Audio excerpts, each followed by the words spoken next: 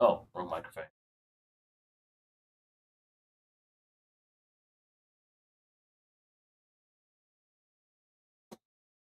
This is the audio device. Not that one.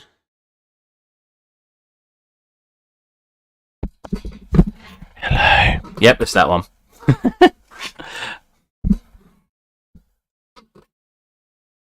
Oh yeah, the gain's going to be way too high.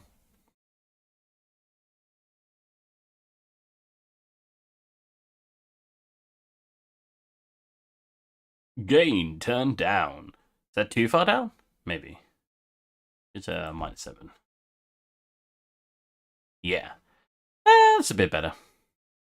Cool.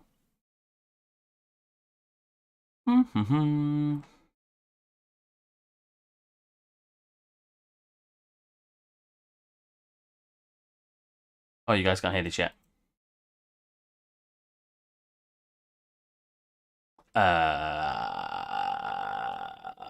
That one.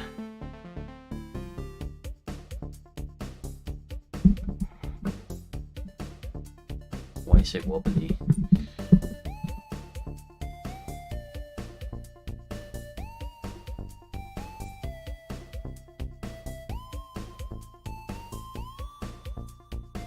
My microphone a little too much. I'm just like, work, you beast.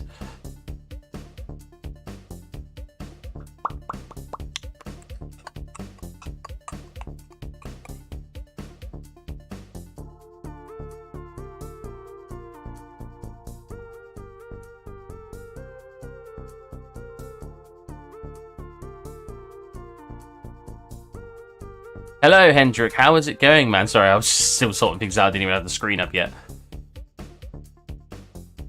All right, I should really post to my chat that we are live. Oh, I can hear myself for a second. Woo! Don't you love hearing your own voice? God, fantastic.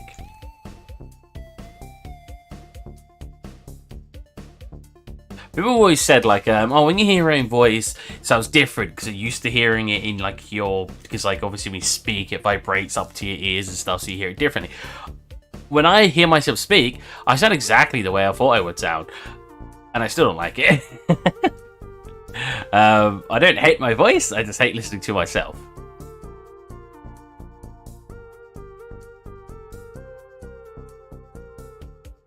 You recommend that you use an audio stream bitrate of a... What?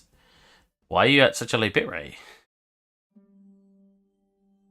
The current bitrate is 0. Well, it can't be 0. Can you guys hear me? I just had myself speaking a second ago.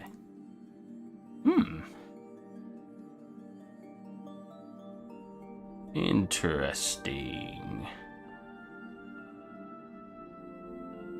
What happens when I switch devices?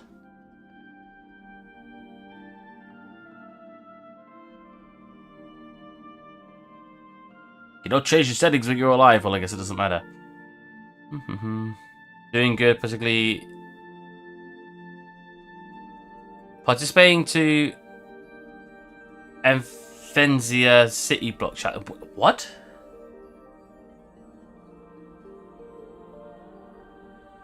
Maybe I should do more challenges.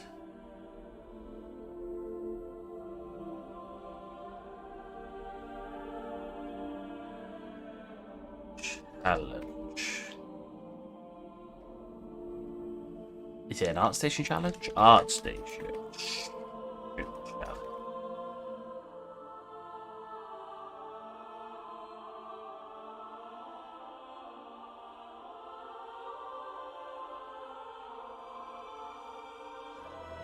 Past challenges. What's the current challenge?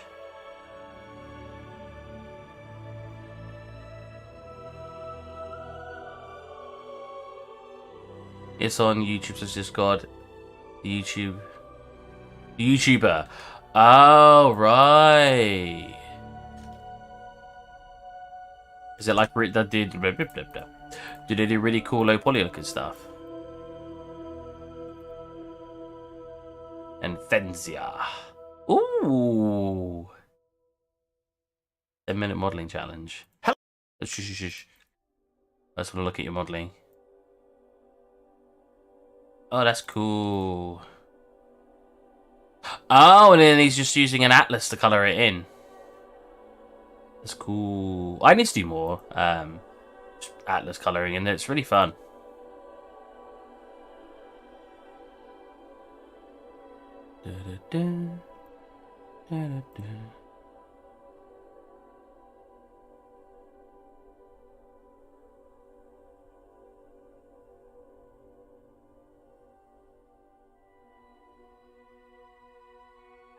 Just selects walls, extrudes them in. Huh. Oh, but that time he's using an atlas of gradient. So I'm not showing you guys what I'm watching, but that's really cool. Maybe I should do more stuff like that. I should probably just do more realistic stuff. I'm just really lazy when it comes to learning realistic stuff. I can do it, I think. I'm just lazy. Oh yeah, that reminds me, wait, I'm quickly making... I thought I'd just stream this. Quickly just throwing in a bunch of my art to have as a little show reel on the bottom left like I used to have.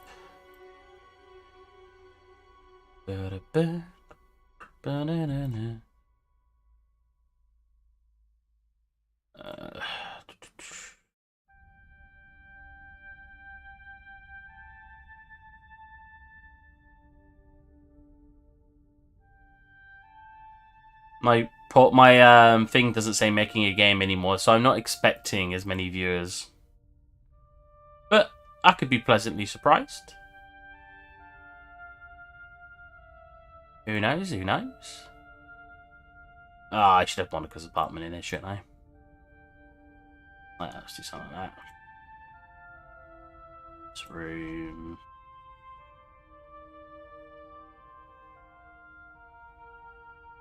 Farm scene. Skadoosh. Skadoosh. Or not? Skadoosh. Skadoosh. Skadoosh. Fine. Starlight scene. Skadoosh. Skadoosh. Skadoosh. Don't mind house. Oh well.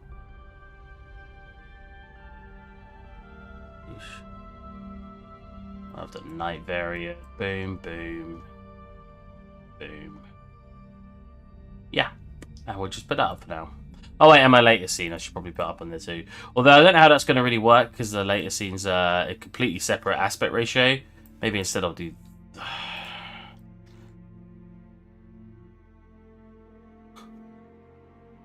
So like this. Oh, I did it in the wrong place. Boom, nice.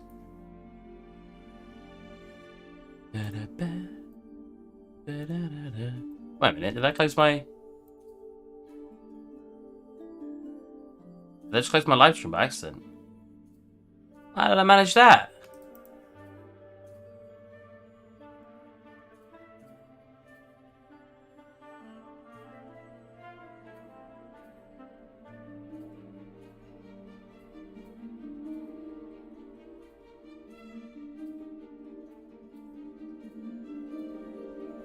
I'm still fine, right? Yeah, cool. Hey, Topin, how's it going? Hey, Topin, how's it going? Oh god, I can hear myself. Oh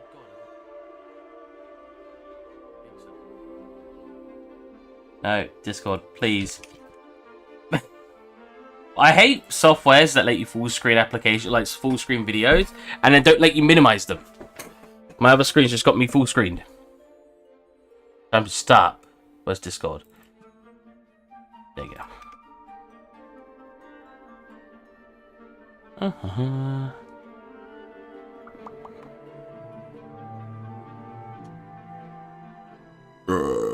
Excuse me.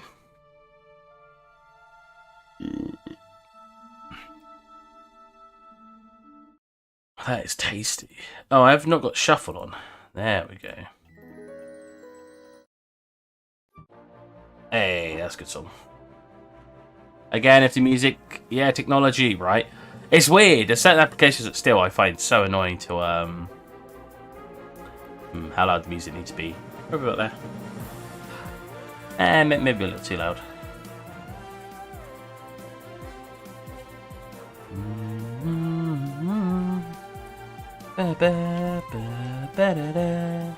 Have I combined this? I have. Nice. Now, I'm not worrying too much about poly count on this stuff because I just want it to look good. It's going to be low enough poly that I'm going to pick a high poly, but I'm not too fast. Oh, why did... So I'm getting better at this, but like, I hate the UV mapping in my... Well, I love the UV mapping in mine. Let me correct that. Oh, it didn't actually create a new one. But the amount of times I'll have it create 2 maps, and I'm like, what are you doing?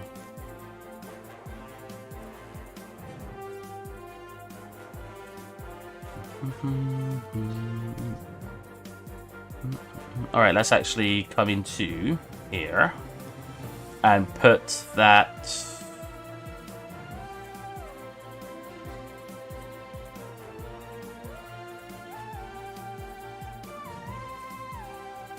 in here. There you go. Now we've got some of my previous work over there. Which, I guess it doesn't really matter which way I'm facing. Basically, like towards this way slightly. Yeah, I'm not expecting a high viewership today. That's fine. Again, it's not. That's absolutely fine. Right, we want to make these roughly the same shape as that, which means I need to make it about... Yeah, about that big. And then let's just place them in. How are you guys today? You good? Are you spicy? Ugh. Feeling spicy sounds horrible. Right, how do I want to divide this out? I actually don't know, so I'm just going to go straight to the front. And oh! I've done the front already? Excellent. That saves me a lot of time. I've done the back already? Oh my god. I'm beast moding it without even knowing. Sweet. That's going to save me a lot of time. I thought I had to do like audio UV mapping. Let's pop this in. There you go. Let's go into here then, because I would like to put them into different sets. Let's go... Wait, so why is... Remove from. Add new. No, I want to add new like that. There you go. Delete layer. Cool. We'll call this UV set 2. Nice. I'll do that one as well. UV set 1.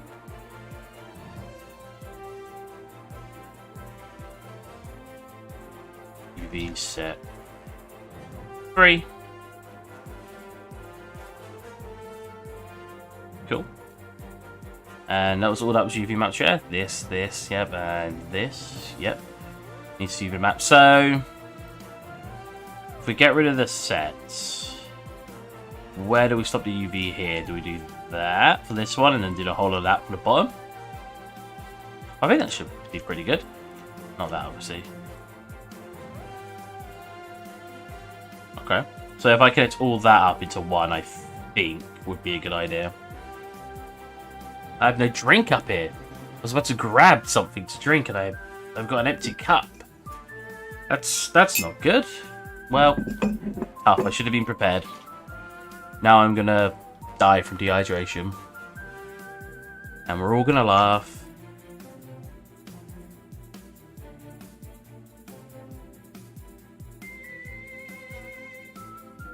I am sorry for anyone who wanted to watch me do something exciting today. It will just be UV mapping. I do try to do stuff like this off stream, but sometimes when I've just finished doing the game I was making, was hired to make. I finished my contract, so like I just had to find something to do today. I may work on a separate game though. That might be fun. Just one I'm making with my friend.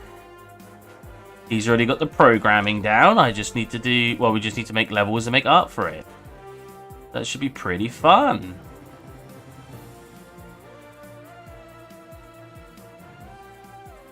Is this the same project like... Is this the same project like Games Yesterday? Yeah, when I streamed last time, I finished that project now. Very fun. The team I worked with was fantastic. Didn't really communicate with them a lot, but the person who hired me, awesome guy. So trusting, man. Like, not to say he shouldn't trust me, but he gave me what to do, and he just trusted me 100%, and that's awesome. That was so nice, because usually when you work with someone, it's very, like, they don't tell you they don't trust you, but they kind of imply it. That was it was quite refreshing having someone give all their trust to me on the project. That was very nice. And I would love to work with them again in the future. That was awesome.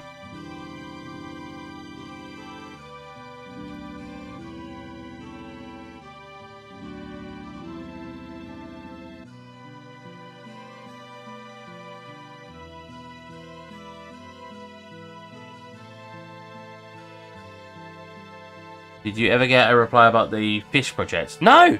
No, that guy never got back to me. That's such a shame. I would have loved for him to reply back. I mean, I don't think I did. Let me go to his profile. Maybe I didn't get updated. Because I posted on his piece with my piece, basically, showing what I made. For those of you who don't realise what Castle is speaking about, it's this scene I made. Because I basically just saw this scene and I was like, that's really cool, and I made it. I hope you don't mind. Here's his link. I sent it. Nothing. Not a reply 2 months ago. It's a shame.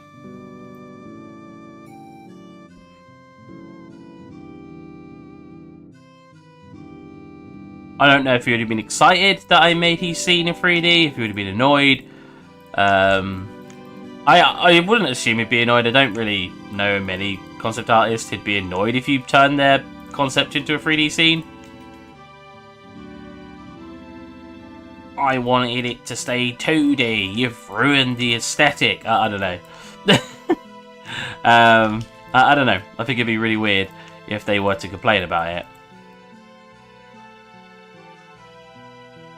But I'm not a concept artist, so maybe if I was and someone made my scene 3D and I didn't want it to be 3D, maybe I'd get upset. Who knows? I don't think I would, but who knows?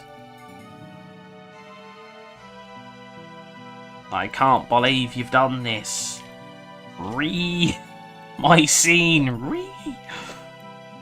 So that'd be unwrapped like a cylinder. I think that might be a good way to do it. You guys like my impression of what I think a concept artist sounds like, by the way? It's pretty spot on.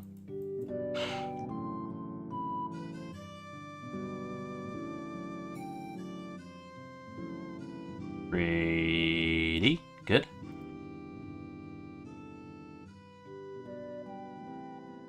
Yep. Combine. Harvester. Then this, and then all of these bits. Yeah, not obviously that bit. This is going to be awkward to UV map, I think. But any of you who are like artists who are watching right now, do you ever have these days where you go to make something and like you just can't?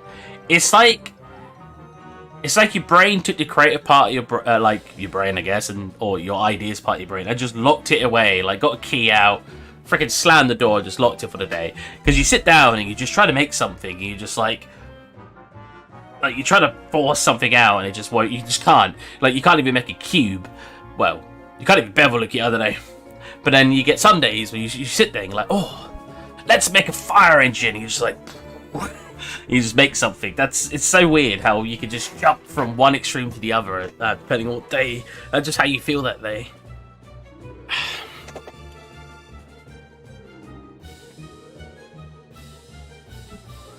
Need like one of those fur capes that are just whoosh. Maybe not fur, but you know.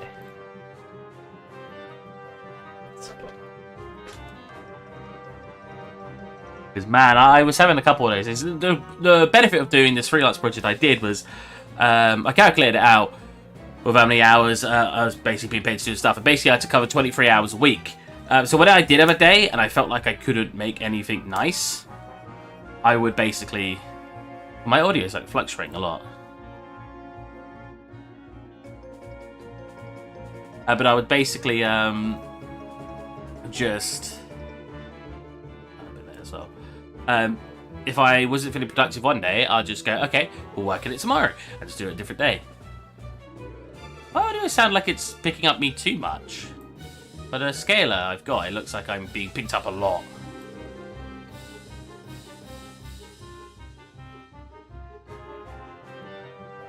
Isolate. Oops, isolate again. You know what? These faces 100% could be deleted. So a lot of the time when I delete faces, it's not even for the purpose of lowering the poly count. A lot of the time it's just to have the UV map not take as much space. Very annoying down here. They get cuts like here, unless I want to put an edge loop in. That means it's going to add more geometry, which is probably a bad idea. Maybe. There's a lot of... What? What? Is there an end gun here? Oh my god, it is an end gun. Shield your eyes, chat. There's not an end gun here, trust me. See? Oh my god. It's because I converted it and made it lower poly, so some of the stuff has just gone really weird. I like...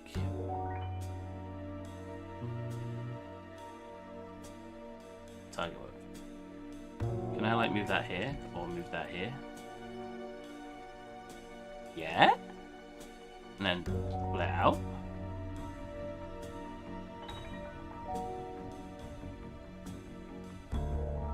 Yeah. No, I don't know. Anyways, that should fix that edge loop problem. There you go. Alright, so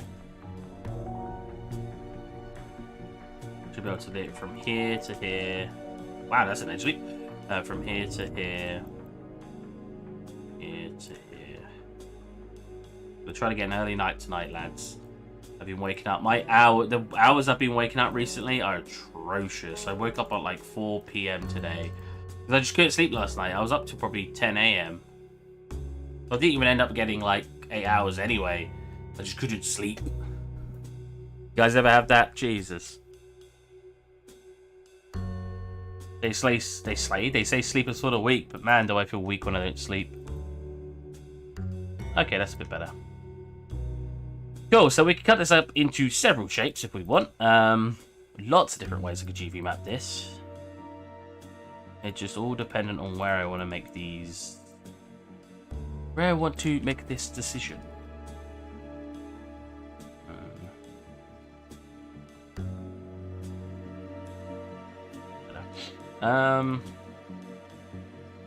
So if I were to really optimize it, you'd basically pull all of these together as it cuts up here, so you get a lower poly count. But again, I'm not fast.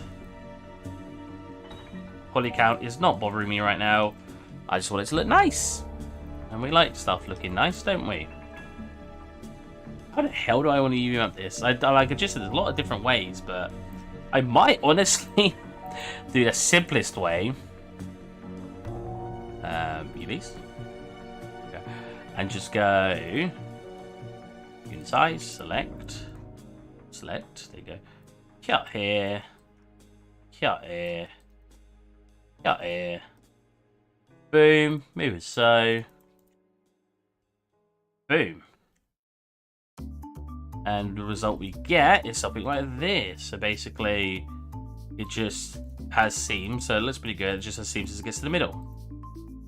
Is that a bad idea or a good idea? Not entirely sure. Oh god, that's a little bit... Whew, that's a little bit warped. I mean, you don't really see that part too much anyway, but I'd like it not to be warped. That'd be very nice. So what part is that? That is this a bit.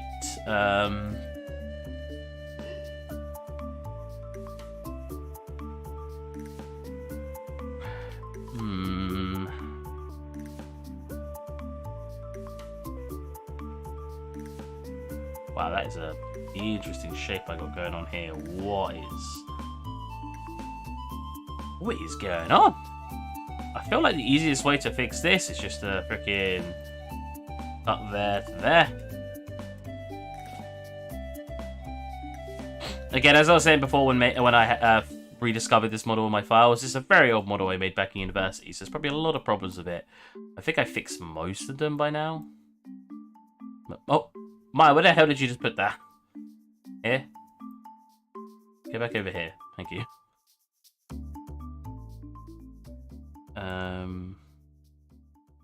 If I cut it there, if I... What? Excuse me?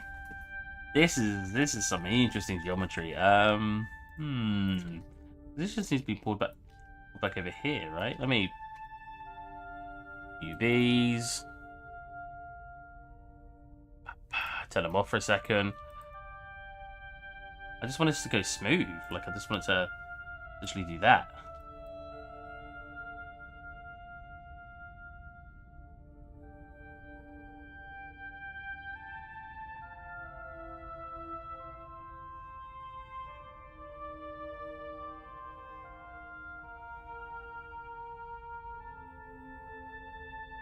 I think it's faster. What I've been doing, and basically, oh, that's way better. And been basically redoing the mesh manually. Instead of just instead of redoing the entire mesh, I've been fixing the existing mesh. I think that's faster. But some of these mistakes I have going on here, I'm not entirely sure. That's still pretty odd. There's still a random try here. Like right here is a very odd shape. Right here is pretty odd.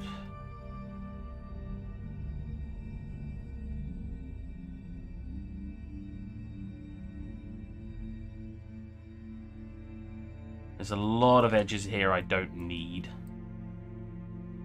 Right? Yeah. Yeah. Move that about here to have better flow.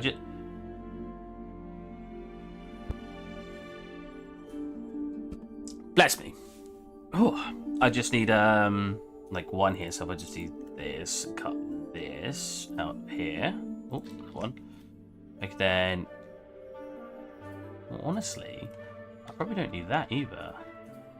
If I destroy that and connect that to there, connect that to there, connect that to there. That's a much nicer shape. Ooh. Would you look at that? Ooh. That's not intentional. Man, I'm phlegmy today. Jesus.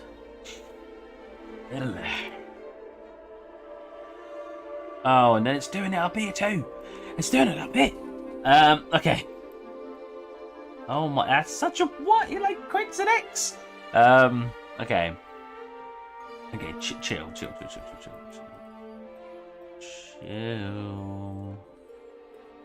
From here to here. Pull that down. Pull that down. Pull that down. A little bit awkward of the shape, that's fine. What is happening in there?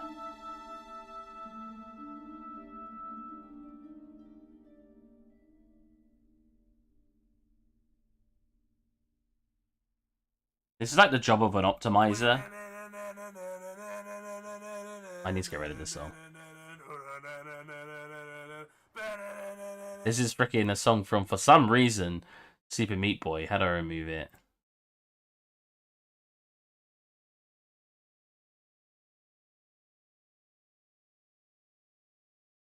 Remove song. Boom.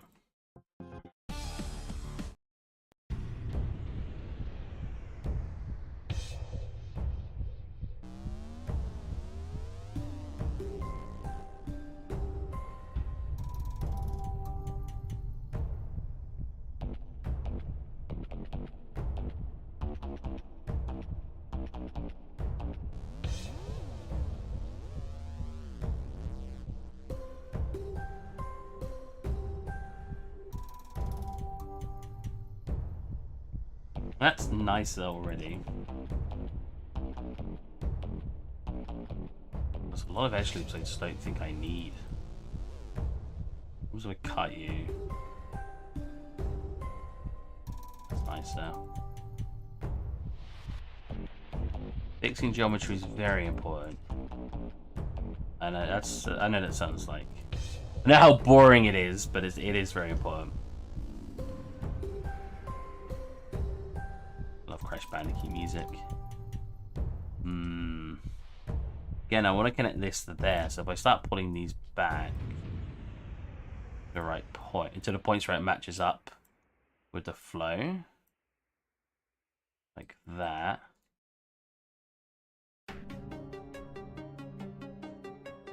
And get rid of you. That turns that to an angle, but that's fine.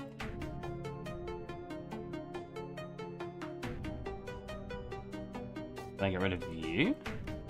Not really, no.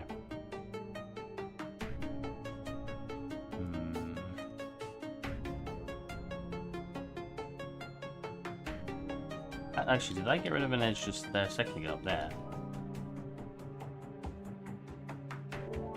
No? I don't know. I don't want to keep that shape because it's just awful looking. But does it matter in the grand scheme of things? Probably not. I could always just do this.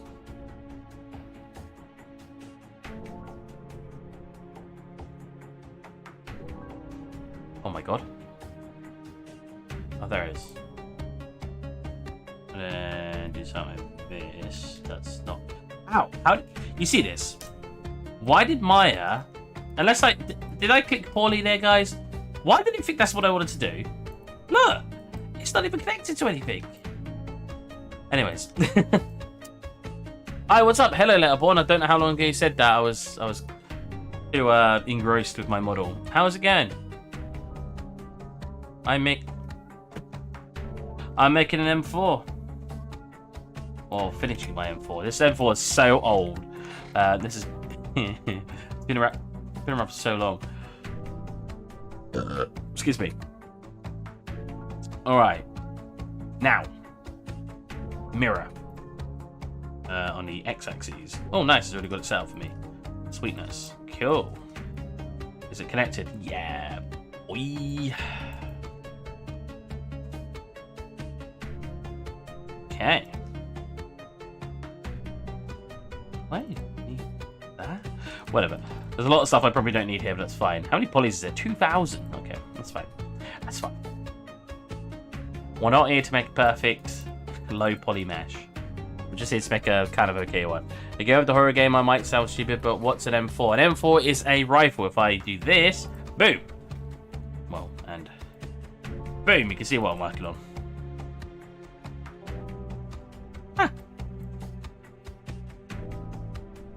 An M4A1 to be precise. It's a customizable rifle, and it's probably one of my favorite rifles in video games. I do enjoy the M4A1. I do enjoy when games allow you to change all like underbarrel, grenade launcher, different sights, different grips, different stocks. It just looks really nice. It looks nice. I love the detail. Thank you. I was going to say something that I shouldn't say, so I didn't say it.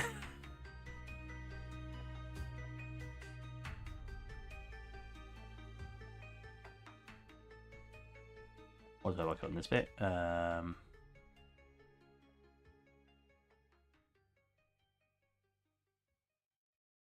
Save what I got so far. Delete all the history. That's going faster already. Well, that was kind of right, except not you. What? That's a little bit sus. Why is that not counted as an edge leap up to that point? Ah. Aha. What? Alright, mesh. Merge. Oh. There's the one. Merge. Ooh. Like merge up here? No, that's all good. Is that the old model? I feel like I've seen that. Yeah. I worked on this. I was doing the UV map and stuff for this like a month ago. There's so much detail here that I'm lazy and I don't want to fix it. But look how many edge loops I have on a flat edge. Like, on this side of the model, I could get rid of all of this. And I kind of want to. But you'll see, we'll get that. And I just can't bother to fix. Basically, what you do, if you want it to lower poly, is you merge these as you come down, sort of like this. See what I mean? And then you can cut these two like that. And boom. Well, it's a bit of an angle right now. So this one you'd have to fix too. By just cutting it. But yeah, I did it kind of in reverse.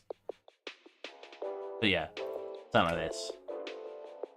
Yeah, something like that.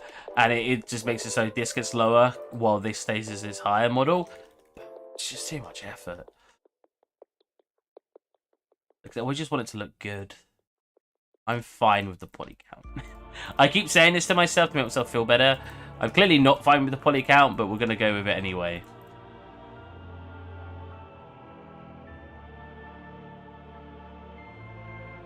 I don't want these to be flat as well, just to look nice, you know, just like that. Just look at that, and then, flatness.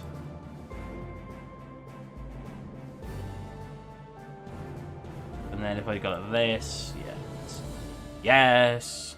All right, V-map.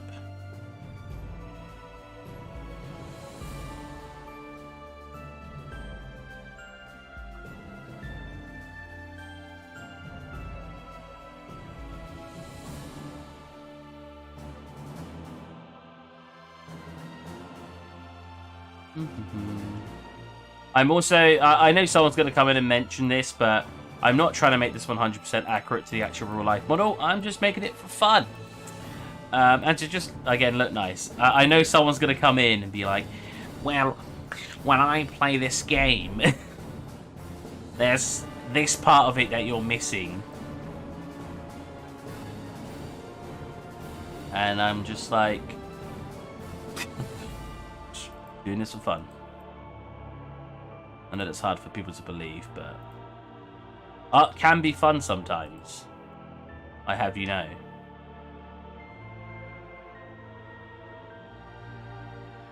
If we cut it there, what kind of results do we get? I'll cut that off entirely. Does it not connect here?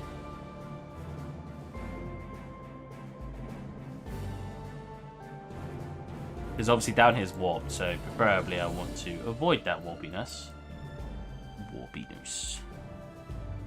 What about cutting it here? And here. A quickie cut there. Quickie unfold. That didn't alleviate any of that warpiness. Interesting. I could always connect the model from here like this. And you can go mirror so. Unfold. Oh. It's not going to give a good result though, as you can tell. What if I cut it from here to here? Oh, what kind of results do we get now? Wow, that is awful.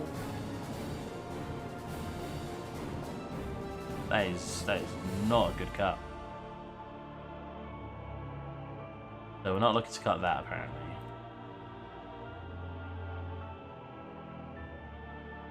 It's flat. I'm surprised I'm getting much warpiness to begin with.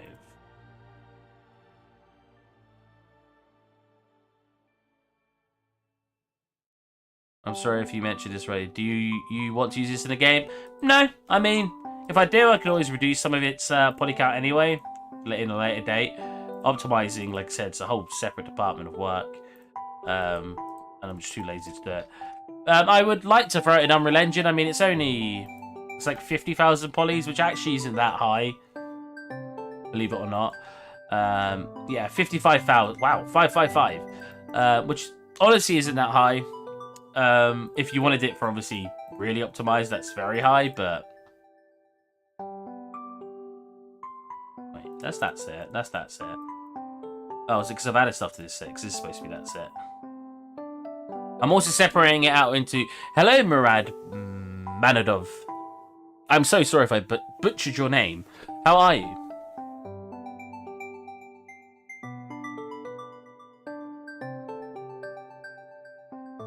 I mean, you don't really see this bit, do you? Oh, you do. Damn it.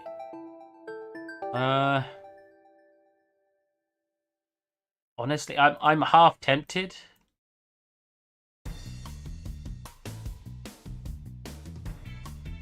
Well, 5550 don't change anything. I'm good. How about you? Yeah, pretty good. Just chilling, making something fun. Which I seem to rarely do these days, but, you know, I wanted to make something fun. And making something fun's, well, fun. What if I do that? Oh, that's better. Oof. That is what we'd like to see. That is what we call a slam dunk.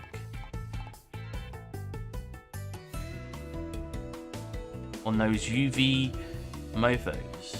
Obviously, I mean, say this though. Not awful, but you got all of this space. What if I instead? Now, bear with me. If I instead connected this, oh, actually, should I first disconnect this? Can't. Connected this. Moving so. And then we did a quickie unroll. Unroll? Unfold. Nice. Do you like my attempt to try to make UV mapping sound more entertaining as well? I hope you guys do.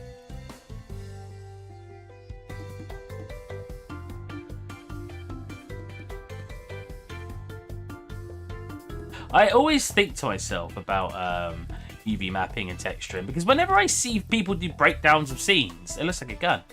Whenever I see people do breakdown of scenes, like a hand cannon, they never really show, like, you'll see like a model come up, they'll speed time lapse it for them modeling it, and then it'll go whoop, and it'll just fade in to the textured version. I'm like, what about the UV mapping?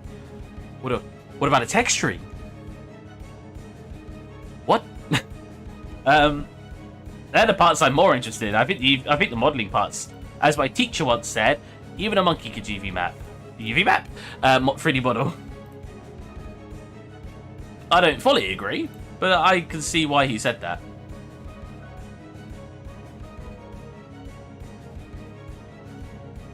Let's get these doohickeys done.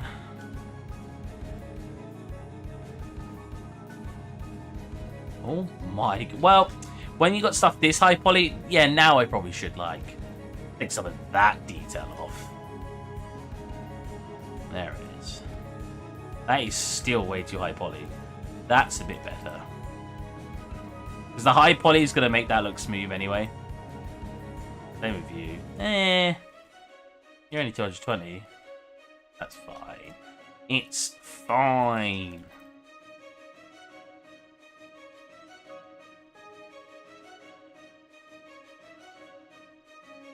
Okay.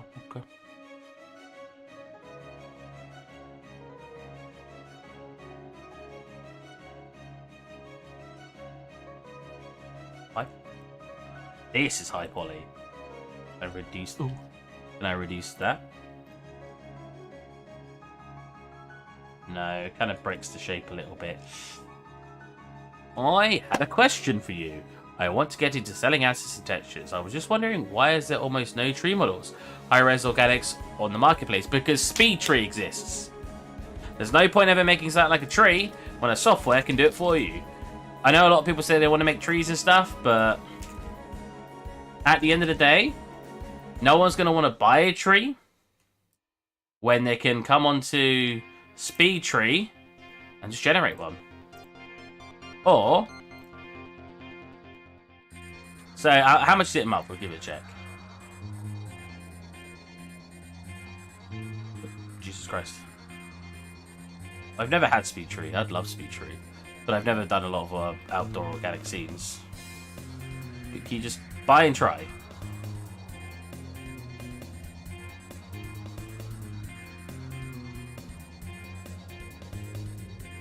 Subscribe? I wish things would just tell me the price, like slap me in the face of it. $19 a month, so they could pay $19 for 1 month and just spawn a load of trees. It's a little bit more complicated to actually use the software, but it's not much more complicated. And then if you can go into the game library, I'm pretty sure they probably have packs of trees already done for you to buy. Yeah, look. A little bit more expensive, obviously, but there's just no point because their trees are almost like photo scan trees.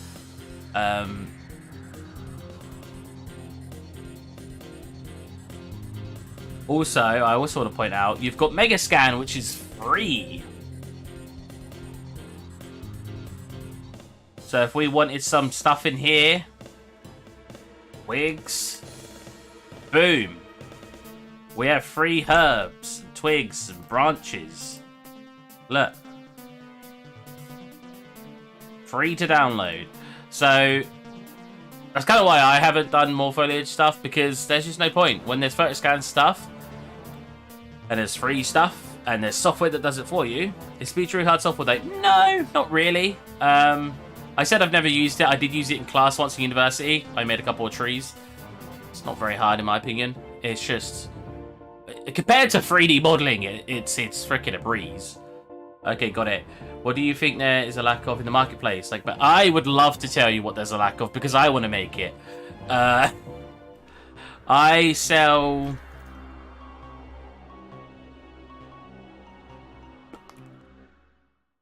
Wait, don't go to my profile.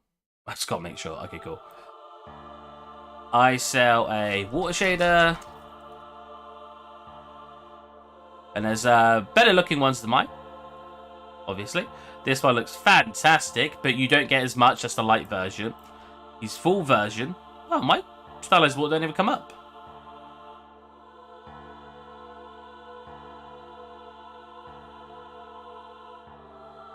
His full version is fantastic by the looks of it. But it's obviously £35, so I went on to make. Yeah, let me find it. Is it not called Stylized Water Shader? Stylized Water Pack. Should probably call it Shader. That's Stylized. There you go, there. I obviously made this one, which isn't as impressive, but I give some examples of it being used on my scenes. And I've actually got a video of showing how it works. Which I can't bother to show. Oh, free reviews. Whoa. Oh, questions. Crap. Wait. I shouldn't really show this. I love the other one.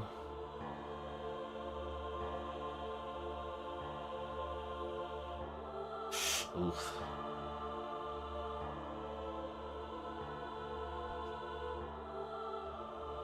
Oof. A few things I actually can't answer. What was the review, though? What an absolute mad lad. Damn. Nice review. Anyways, so, stylized weapons? So, you got stylized weapons. Oh my god. Mega pack. Jeez. Wow. I say this is new. Well, my weapon pack's never going to get a sale now. But I made stylized weapons, but there's an abundance of that. I've made stylized medieval sort of little town, and I made a farm scene, but the farm scene probably will never get sales anymore because Megascan's free. So honestly, it's really hard to tell what to make to get sales. Okay, the problem I had with Speed Tree when I saw it, is a completely different topic than modeling it. The modeling. It is a node-based generator, so it felt kind of confused. Yeah, I mean, it is a node-based generator, but at the end of the day, it's much more time efficient to just learn and use that. Even some of it, you can generate some trees from the get-go, and could probably just use them, because I did that in class. It's way more time efficient to do that than it is to hand model trees. I've hand modeled some trees, kind of, but they were stylized, so it's a bit different. Like,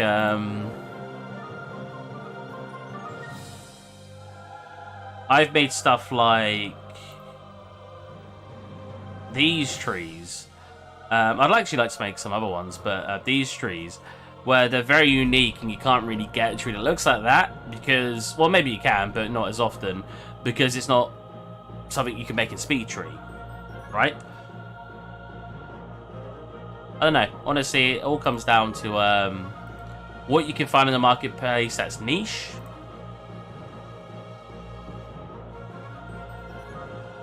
Like, here you go. Trench pack, you got this one here, which is £61, or you got a more affordable one, for example. Obviously, when it gets the price changes, there will be a quality jump. But, yeah, it's about finding the nicheness of the stuff in the marketplace, and it's about finding the price you would pay. I would never make something that's worth £50 and only charge a fiver of it, because it kind of undercuts people obviously way too hard. But at the same time, you need to make things affordable if you want to make sales. So it's all up in the air. It's very hard to say. If you're a very versatile artist, I dare say you've probably got an easier time. But yeah, I would like to make more materials in the future, because I do like making materials, but I need to think of more ideas. So I hope that helps. I'm not the best source of information for that kind of stuff, but I don't think I'm terrible. Excuse me.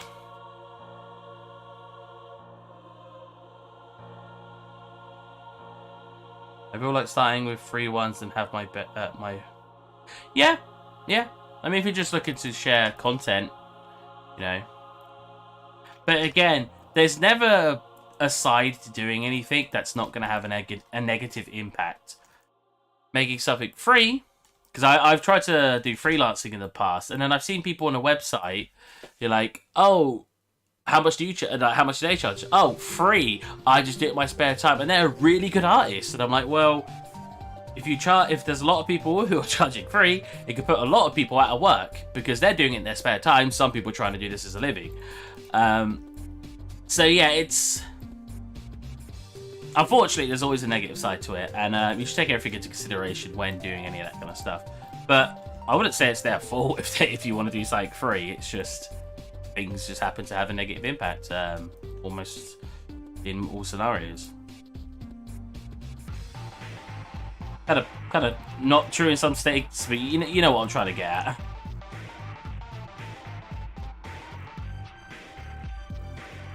Like, straight up just helping someone's never going to be a negative thing.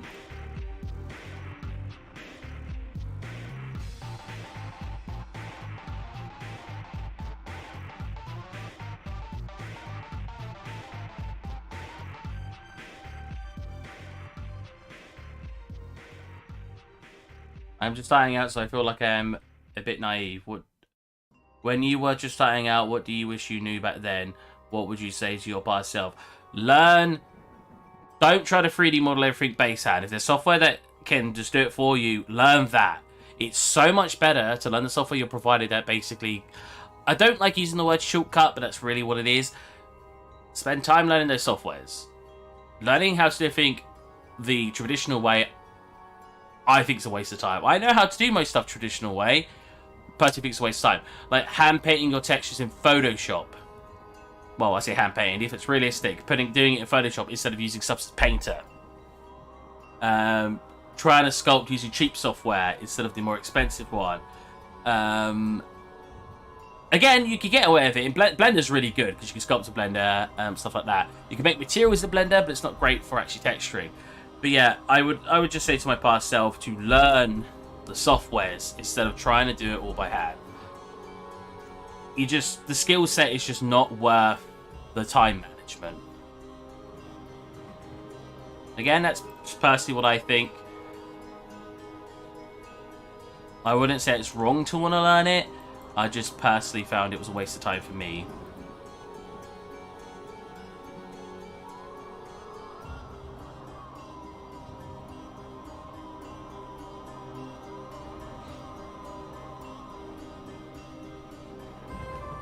And work on lighting.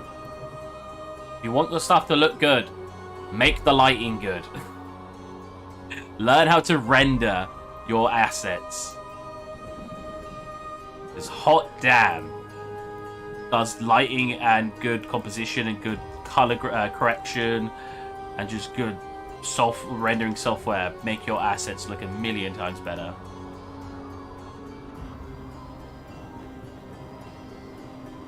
I've shown someone's portfolio quite a few times explaining why lighting is very important, but I've shown it probably about 6 to 7 times on stream, so I won't show it again today.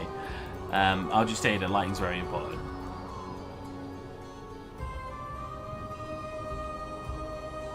Don't cheap out on your UV mapping. Good UV mapping can make also a lot of difference. So many small tips, man. Thanks, man. Thank you for the advice. There's just so many like small things you can learn about UV mapping, UV modeling, but modeling. That's just helpful.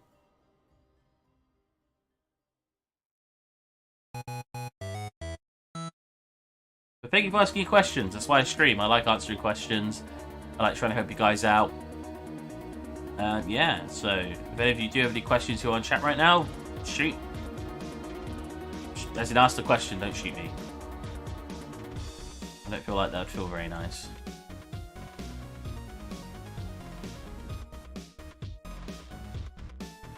Okay, is that everything? I think I want to connect this as well. What error am I getting?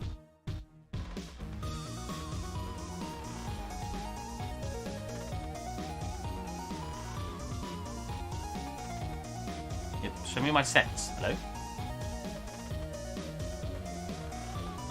That's something what I just combined. Am I getting error still? No. Connect it.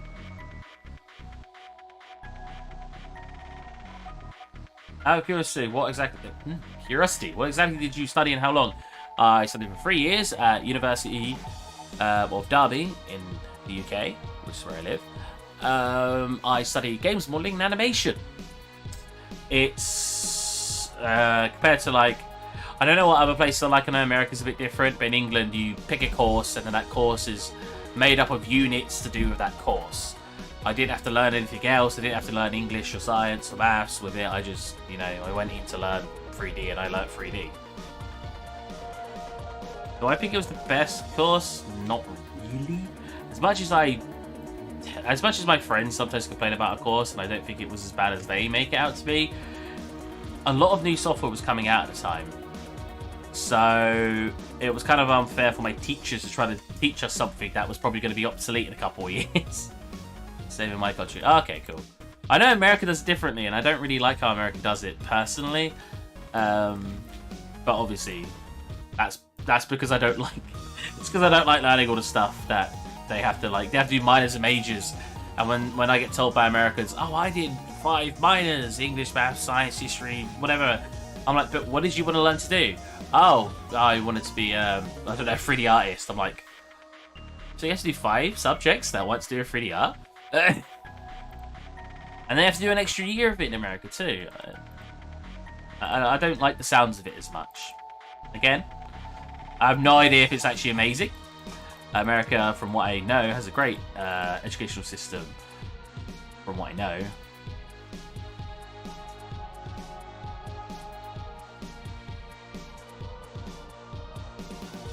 America's weird.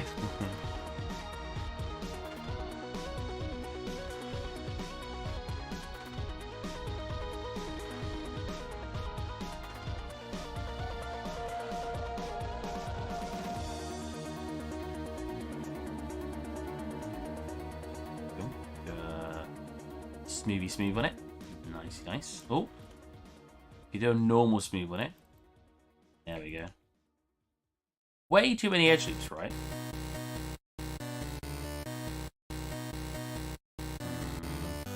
What's if I... Yeah, this music's horrible.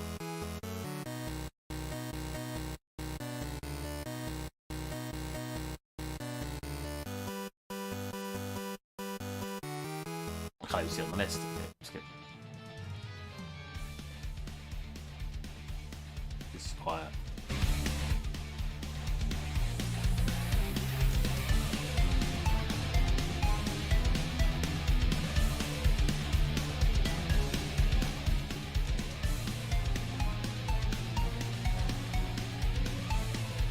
Give a quick check to that.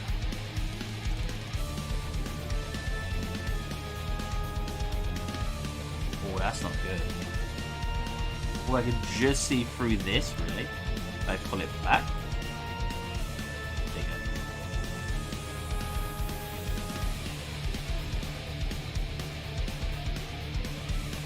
So the reason I don't care about the scales, I'll show you in a minute. For those of you who aren't that great at UV mapping, this, whatever. I say this just looks too high poly, but whatever.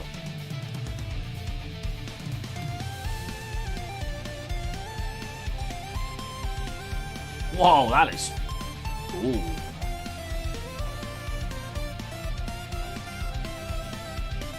Is there any warpage?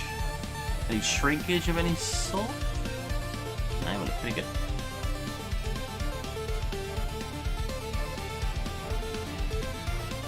Nice. Nice.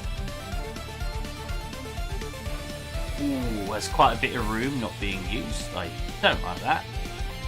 What's it? Oh, I just saved it. I think it might have just frozen on me.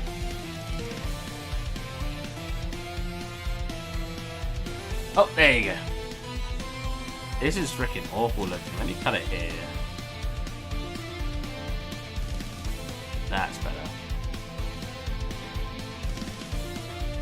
And then you can do some art on this. Aha, look at that space I'm saving.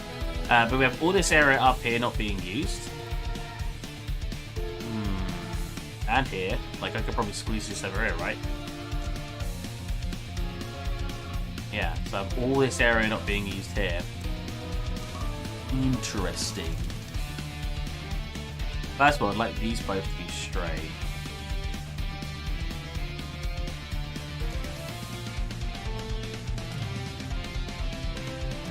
Don't know if I could do that yet. Let's do another Control L to see what we get.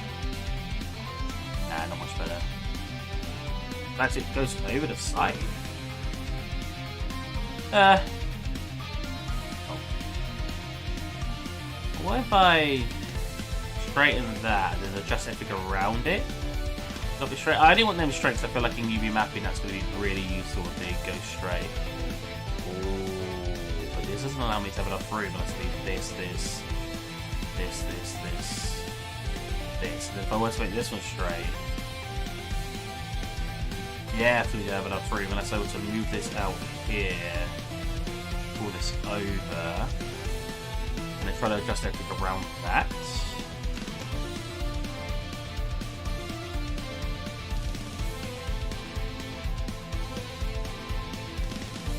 And what's this? This. Yeah. This music is a little too intense for UV mapping. That's a little bit better. Not brilliant, but a little bit better. Like I don't like scaling things up because you get different texture resolutions, but at the same time, I guess I'm making up for it with the space we're using. Overlapping here. It is.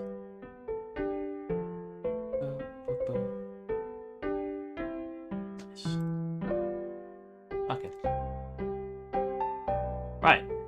Add it to this. No, to anyone? No, to that one. Nice. So we've got that UV map, that UV map, to that UV maps. We pack everything in one UDIM. UDIM?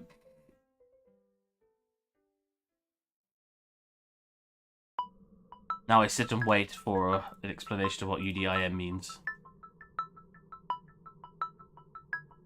I'm very stupid. You're probably saying something very simple and I don't understand. Texture set. No, I'm actually going to go for 4 different texture sets because when I kept watching people do really detailed guns for like Marmoset and stuff, they would use like 5 or 6 different texture sets. I think one of them used 12. And then he baked out 8K textures for all of them. He had like, which would use 3 maps. Let's say he used 10 texture sets. I don't think he used more, but let's say 10. He had about 10 different texture sets. And then he had...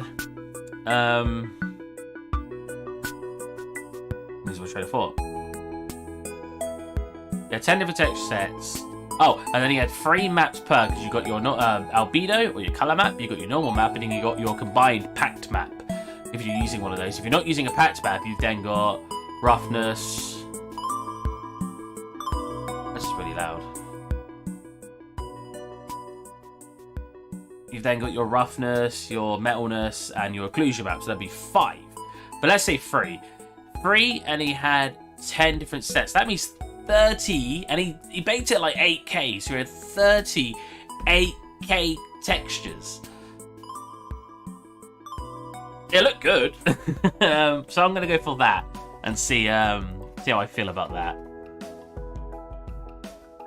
But I saw a couple people doing it, and I was like, well, I guess I'll do it too. Because if you look on ArtStation, like I always notice, everyone's weapons always look really high texture quality, and I'm pretty sure that's why. Because they don't really care about. I thought it was an egg on then. They don't really care about making it like game ready. Yeah, roughness, metallic AO. Then you'll have your albedo and your. That's intense, right? That's what I thought. I watched it and I was like, Jesus Christ, this guy's thingy's got so much detail on it. I don't even know where to start. So we're gonna go with that on this project to see how I feel. I haven't done a realistic asset in a while, so I'll be I won't be surprised if I need a little bit of prepping when I'm in Substance to remember how to do everything for realistic stuff.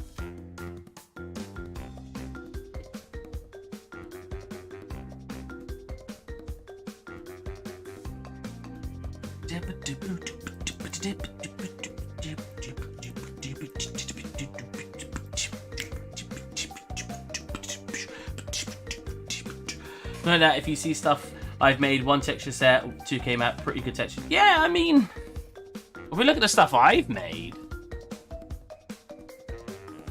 I don't think I've got anything too substantial because I don't usually do ignoring this. This isn't very good. I need to do. This wasn't UV mapped. This asset was not UV mapped. It was automatic unwrapped and textured on triplanar. Knowing that, this doesn't look too bad. A very fun asset to make. I would recommend anybody make a tank. Tanks are just simple shapes with loads of other shapes on them. It's so fun. I love making. I loved making this tank, and I made it like 2nd year of uni, so it wasn't that difficult to make. But like, if we look at stuff like this, I don't have stuff at that high texture resolution.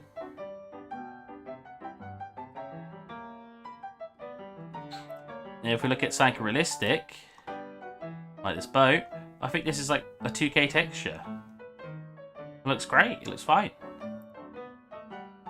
I'll make a space take. Oh, space. That sounds awesome. Wait. Space take. That looks cool. Oh, space take. Oh my god. I was expecting like more detailed stuff. What is this? It's brilliant. Oh, that's cool. Wait, what about oops. Red alert 2 tank. Hello, Steve. Hello, Adam. How's it going? Red alert 2 tanks. I like the taste of this. Oh, wow. You know what? This would be a fun project as modeling stuff from Red Alert. Don't you think? That'd be so cool. I loved Red Alert as a kid. It's kind of low detailed though. It's very hard to really get an understanding. They're a bit more detailed here. Which is obviously the same game.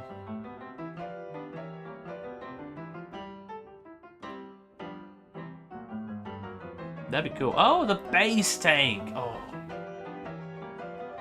Mobile construction vehicle.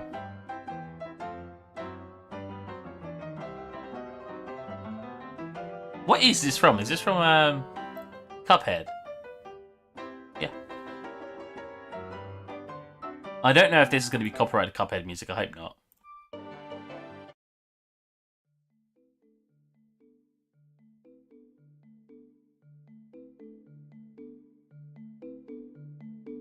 Should probably do a cut here. So another way to do your UV mapping is to do what I'm doing now, where I've basically done my merge, done my connections, and now I can see what's broken with it.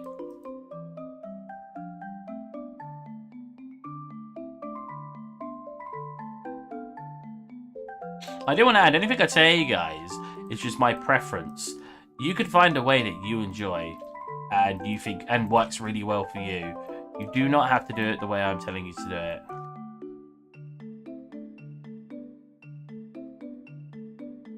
Wow, that is this result. Really?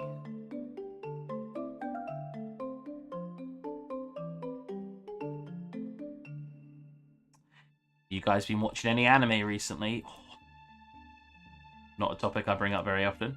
That looks fine like that. What is it? What if I connect it here? Oh, that's a little bit better. In fact, that's a lot better. There's like no warpage on this now at all. Sweet. Winning. I think I do want to get a cut right here. No, because if I cut it right here, you freaking get it bend off like this. I think the software does that because it doesn't want these two things to be together now because I told it to be cut. So if I were to cut that and then unwrap it, look, boom, it looks nice, it looks lovely. And what if I my voice today? What if I connect it at the top? My speaking today more like. Like, why is it bent?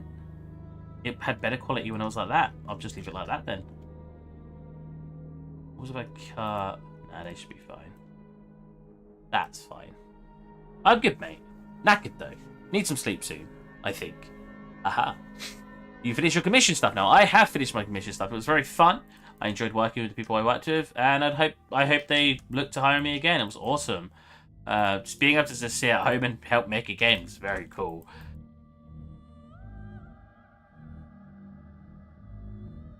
I think these turned out pretty good looking. Not as low poly as I probably could have them, but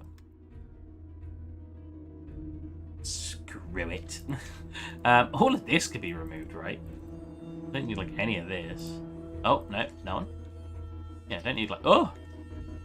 Don't need like any of that. Don't need any of that. That's fine. Probably get rid of the in-between ones here. Not the middle one, because obviously that gives you the point at the top. Could I get rid of that? Nah. Rid of that. Oh my god. Nah. Will you promote the game when it comes out? Yeah, I mean, if they ask me to, I wouldn't expect them to pay me for it. If they said to me, "Oh, Steve, can you like talk to show the game on your YouTube?" I'm like, yeah.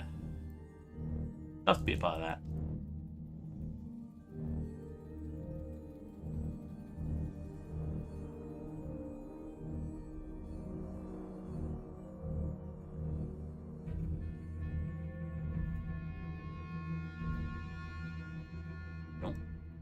This is, remember, the low poly. We have like a very high poly.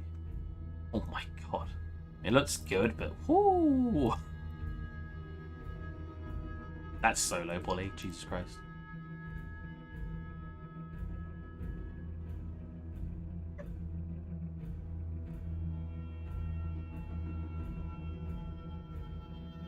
Yeah, I mean, like I said, the game is very fun. I hope they're looking. No, I shouldn't really say that.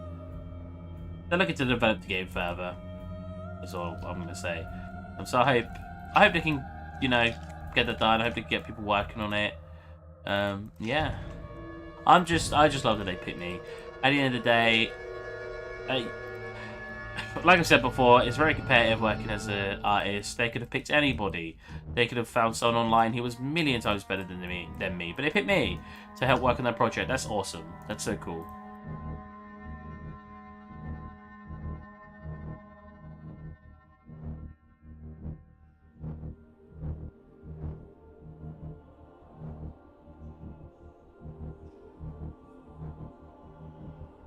What is this music? Ah, oh, that's much better. I feel like I'm at home now. Jeez.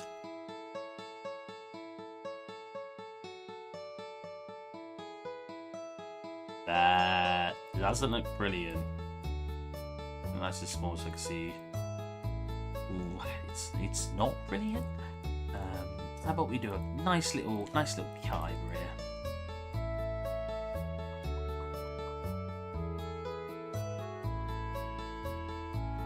nice little cut. Here. And here. And here. And here. Cut. Unfold. Better. Ooh. Yikes, that's not very not as good as I was hoping. What if I just freaking say goodbye for that part? What kind of results do we get then? What is this? Oh right, okay.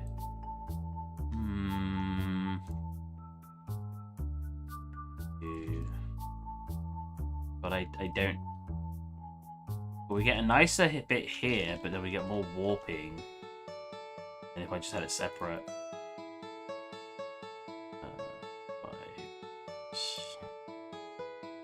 Big. I mean, that's not brilliant either, to be honest. Maybe what I should be doing is getting a cut here as well. Yeah. I see something has been wrote in chat. Boom. Oh, boom.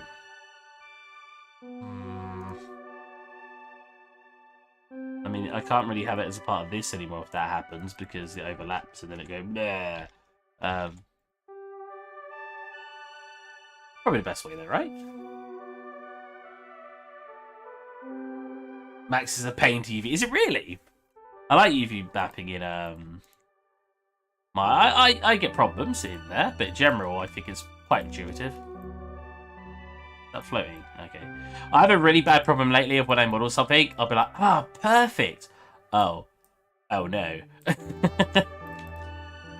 I've done it so many times, and I've made a high poly and done it too, and I'm just like, time every day. Oh, excuse me. No. There you go. And there we go. Goodbye. Unfold. Voila, beautiful. Masterpiece. Yeah. Boom. Boom. Boom. Boom. Scale it down. Unfold it. Done. Action. I love mapping in Max. That's what's cool. Hey, to begin with though, although Maya's next level of mapping, in my opinion, can't argue with that. Is it just because I'm amazing at it though? Have you guys considered that? You probably have considered that, and that's probably why you came to your the conclusion that it wasn't me making it look good.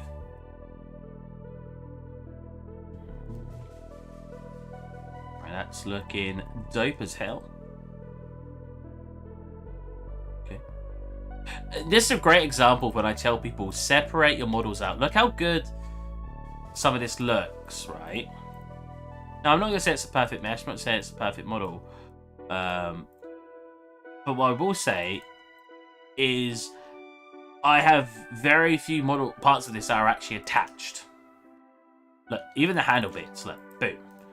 Separate mesh. All of these bits, all separate meshes. Because if I was to try to make that one mesh, what the hell is that going to look like? And in real life, it's not combined, is it? So why would I combine it? That's my biggest lesson. Is he here? Murad, are you still here? That is actually my biggest lesson. My biggest thing I can give you advice-wise. I'm not even kidding. To me, that's so important to realise that that's how important that is. I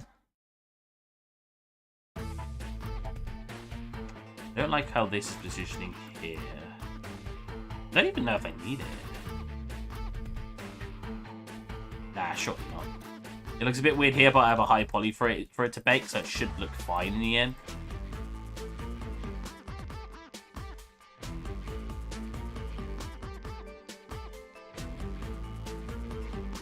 Nor Maya, nor Max are good at it, to be honest. They are pretty bad at unwrapping, in my opinion. Really? You think so? Why do you say that? Out of curiosity.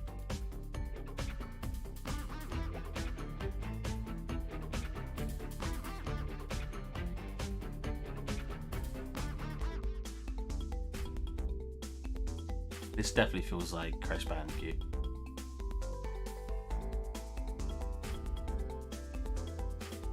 I do it my own way. There's actually more tools designed to doing it better, I think. Anyway, I've not really used them.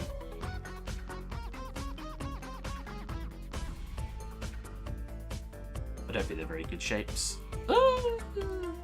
Actually, there's like no warping on that. That's actually fine.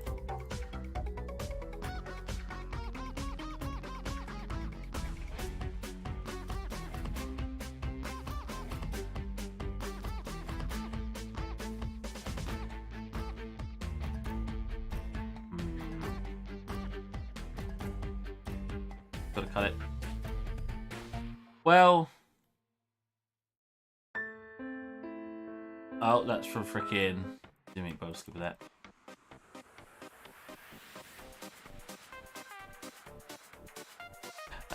We've got to cut it here. Cut it here.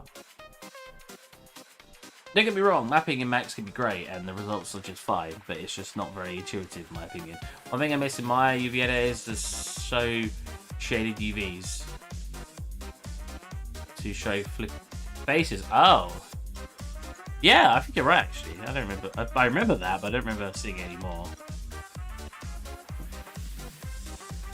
Right, how do I want to UV map this? I can cut it around here, like that, and then attach it from like here, and then a repeat on this side.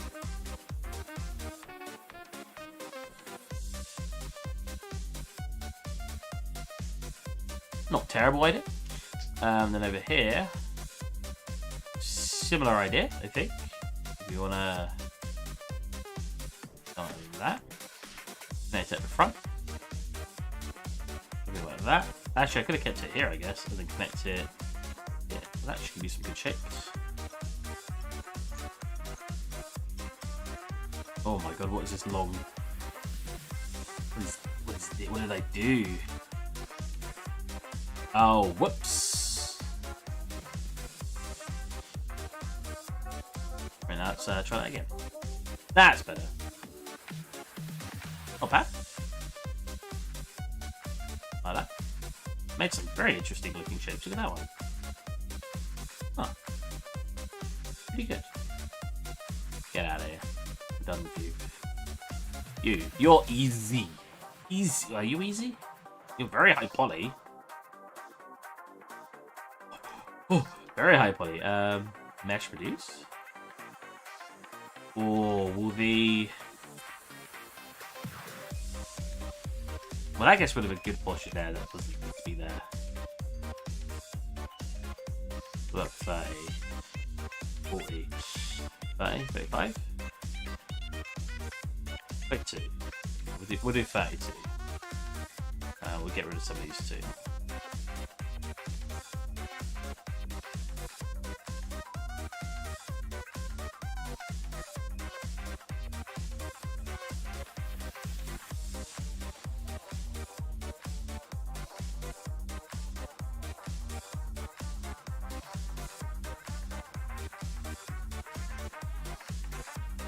Nope.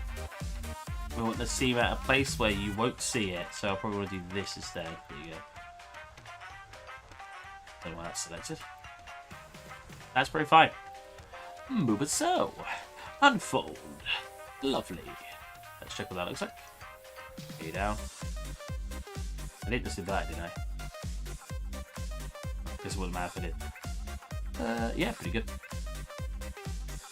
Next. You. You little devil, you. Chat. Ah. Ow, my neck. Ow.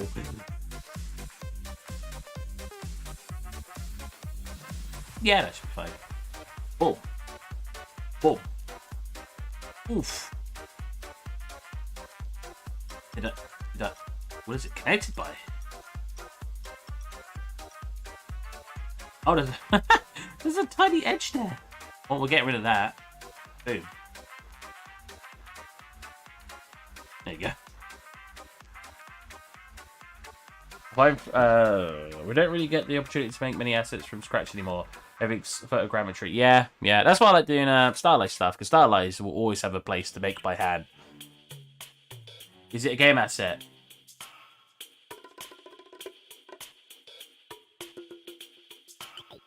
Sorry, I was reading what you said earlier as well. I don't even have 3D Coat. I mean, it's not a game asset, but I kind of want to throw it into a game's engine. It's what, like about 50,000 polys, which sounds high, but that should be fine. Unreal shouldn't have any issues actually running that. It's not. I made this back when I was in university, which was like 5 years ago. Thank God for fantasy and sci-fi, right? We'd all be out of a job.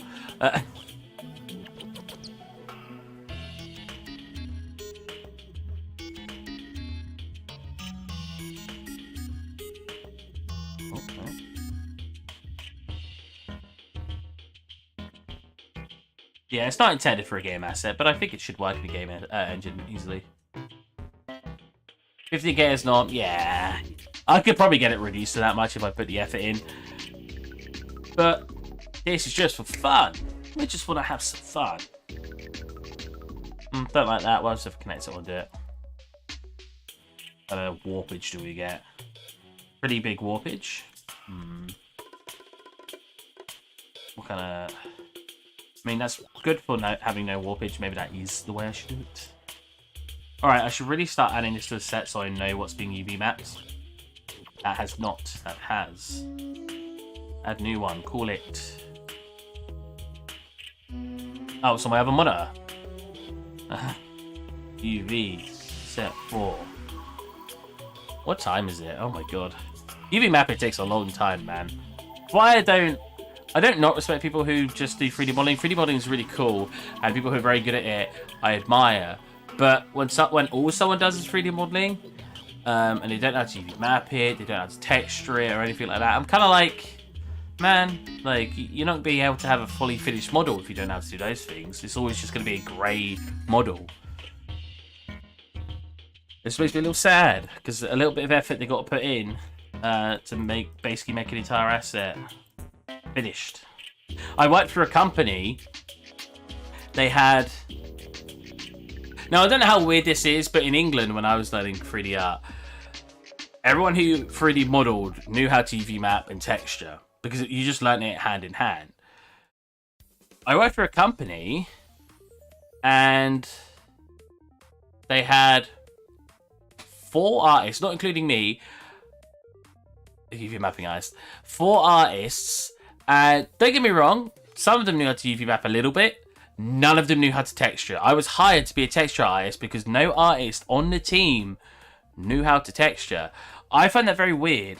Again, this may be dependent on the country you learn and stuff like that, but that's so strange to me.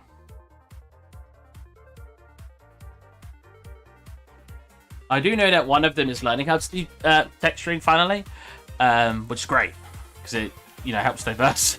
It gets you a little bit more diverse. I mean, like I said, it's strange to me that they don't know how to do that to begin with.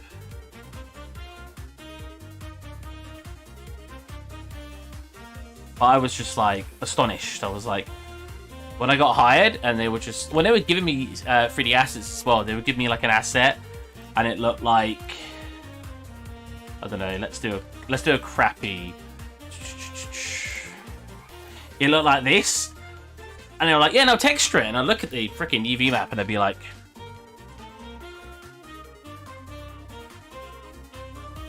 And then when it was in engine and the light maps weren't working because they were divided like this, they were like, why is the light maps not detailed? I was like, well, it's because your assets have way too many shells on their UV maps. The diversity now is mad that, yeah, I mean, when I apply for a job, it's like, oh, you're a 3D artist? Cool. All right. So, and it would say, requirements, 3D modeling, awesome, environment art, yeah, okay, level design, I mean, that's already stretching a little bit, sure, yeah, animation, okay, rigging, okay, cool, I guess I could maybe do all of that stuff, and then it'd be like, underneath that, programming, I'm like, hold on a minute. Well, am I making the game on my own?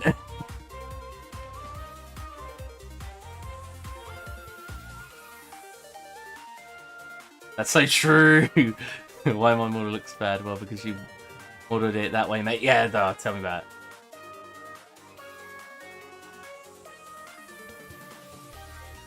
Oh god.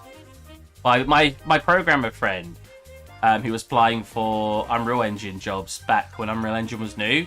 He said the amount he applied for, and it'd be like, an Unreal Engine had just come out, and he'd be like, 5 years experience with Unreal Engine. And he'd be like, how am I supposed to apply for this job? The engine has just come out. No one's going to have 5 years of experience. I find it very funny. Wow, this is way too high poly than it needs to be. But we don't care.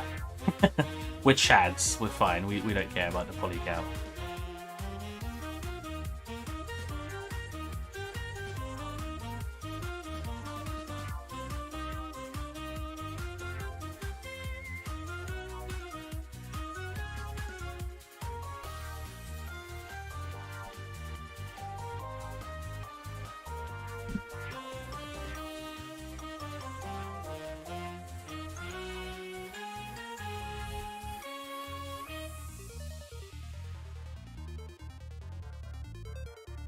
That's a fat boy. Look at that. That's a high poly, but oh my god.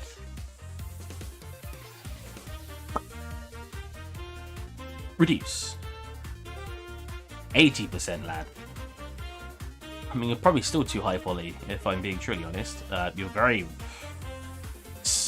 rounded.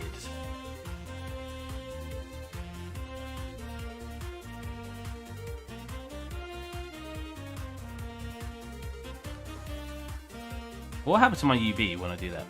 It's like I see a lot of indie studios hiring people and be like, we need you to have free and more AAA titles in your DG background.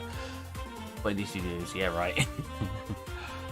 I think my best one, I've told this a couple of times in my chat, or just in the stream. I applied for a company, and the position was for an entrance position. An entry position 3D artist. It's like, cool, sounds good to me. You know, I've not worked in the industry before. Entry position sounds perfect. Cool, let's go for it. About a month later, get email back. You've been declined from the role. Okay, cool, whatever. Sure, I wonder why. I read on a little bit. They don't often tell me why when I get rejected from a job. I read on a little bit, and I was like, I rejected from a role, and it was like, we were looking for someone who had no experience in the industry, and from what we could tell, you had experience or something like that. And I was like, wait. I was like, they didn't give me the job because they thought I'd already worked in the industry. I don't know how to take that information. I didn't get a... I think it's paid alright as well. I was like, I didn't get a job because they thought I'd worked... I was like, does that mean they thought I was too good? I really didn't know how to react.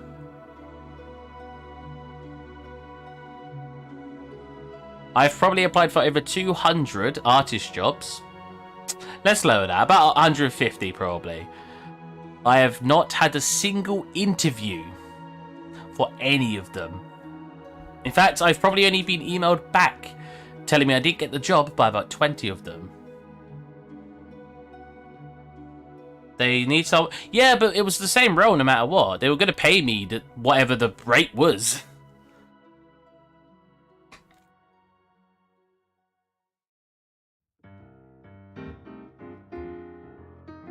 I just thought the excuse was brilliant. It just sounded like...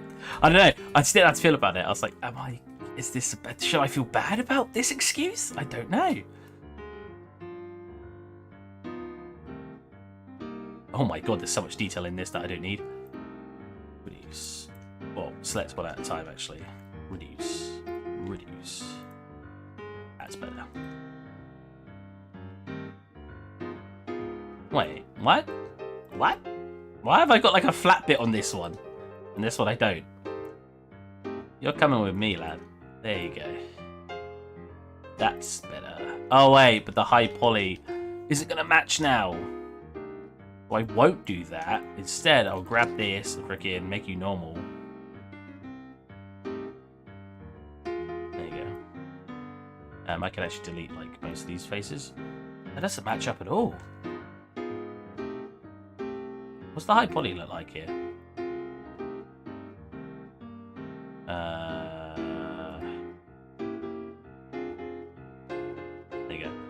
High poly or smooth. This is what the high poly looks like. So you got all this extra detail here, for example. This obviously looks a lot smoother here. Obviously, the high poly looks better.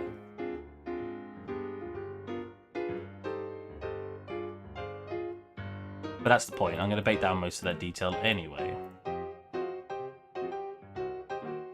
art manager for Super Digital gave me a jump start on my car once. Fair to say, I didn't get the job.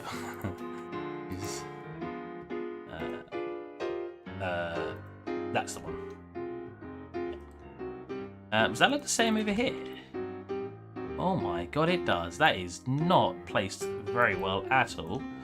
Bad, Stephen. That's better, but let's make the low poly come in. Low poly, come to me. This one. There you go.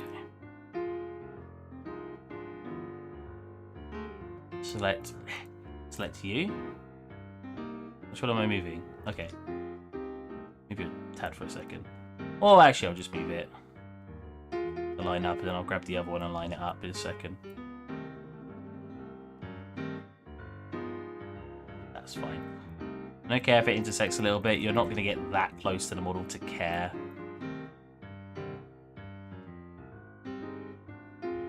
There we go. Go.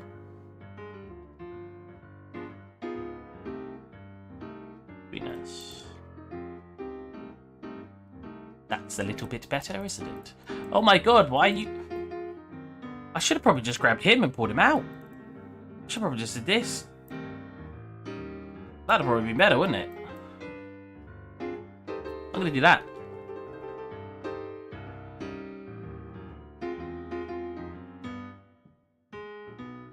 Great music.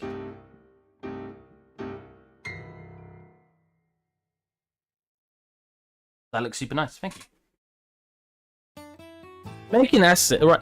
Like I've said before, if you guys ever want to make anything super detailed, like a gun or anything like that, some of the organicness to it, and that sounds silly because like it's a gun, how's it organic? But when I say organic, I mean that smooth shaping for like the handle and stuff can be kind of off-putting. But if you just break it down into loads of parts, it's really easy to make. Like really easy. Let's just do something like that. There you go. At least both low poly. Get rid of the high. Well, the low poly is like the high poly is still low poly on this guy. 1 second. Mesh, separate, smooth it. Oh, that's why it smooths a bit weird. Let's do a bevel there. A bevel there. That's a bit better. Nice. Now, let's do a smoothy woovy. There you go. Let's connect that back to the mesh. And voila. Ooh. So I want to obviously separate the high poly out as well to be a part of the right bits. That's obviously not separated correctly.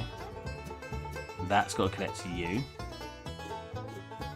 I've got the low poly still showing, no good. How am I seeing the high poly right now when nothing's ticked?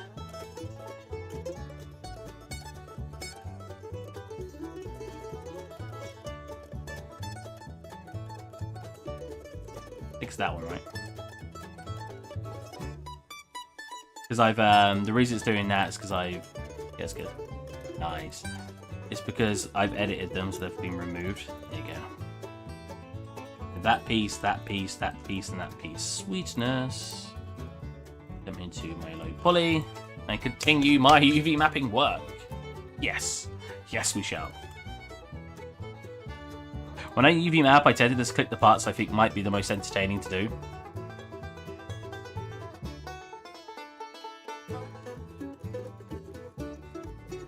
I don't know if that's good advice, because sometimes leaving the most boring bit to last may deter you from actually completing it.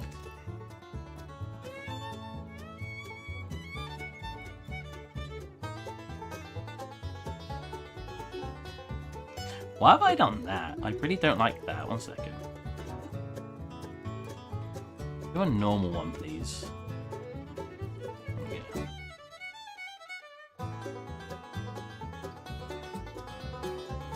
What is this from? This is brilliant. This is from Sims. There you go.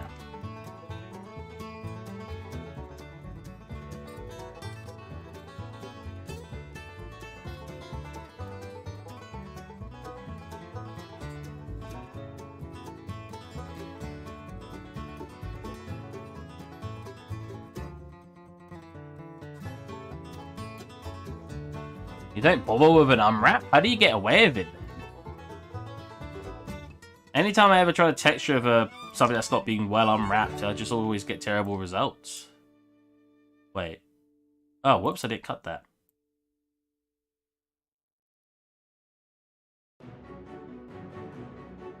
Especially if I want it in the game to work in the games engine, because the light mapping will come out awful with all those separate shells.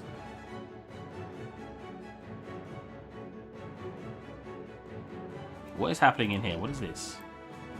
What? Are you okay, bud? Wait, no, I don't want to say that. I'm going to say. What are these faces?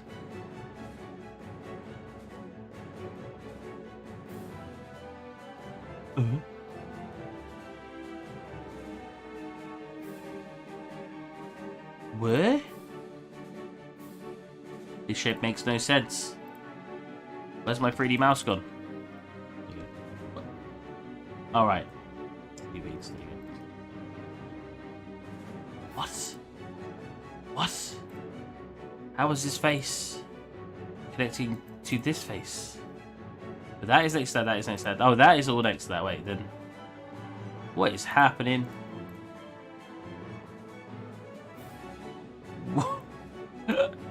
What? I'm clear. Is there an inside face I'm not seeing? No.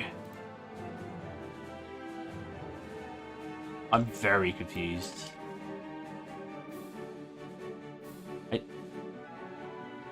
I don't see any other faces.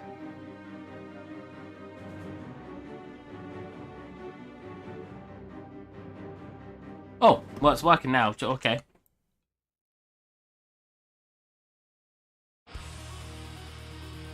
Nah. Nah.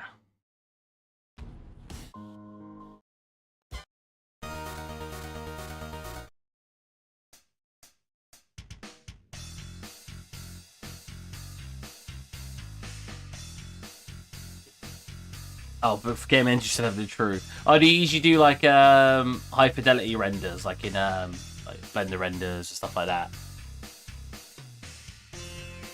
Because I can imagine that that's probably fine to not be too focused on them.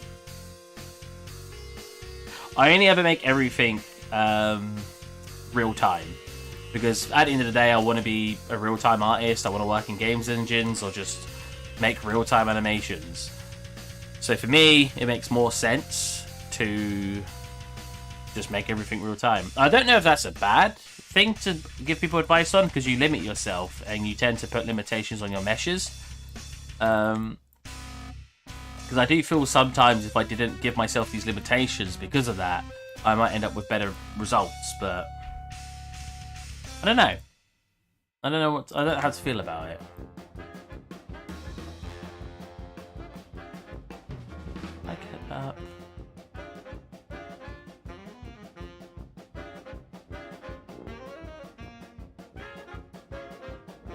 Again, I am not a professional artist, so a lot of things I say may be incredibly incorrect.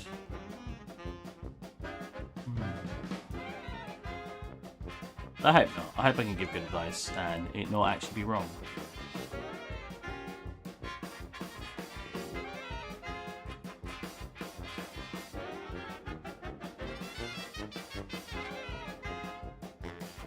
So that does give considerable warping. I wonder how bad it would look if I connected all of this. Oh my. Wait a minute. That should have an edge cut.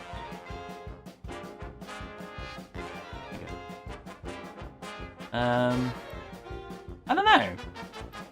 I feel like cutting there and then just having 2 separate faces is probably the best way to do it. Yeah, that looks pretty good.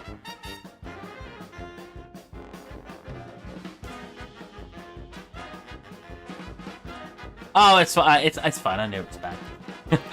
I was having a slight brain fart.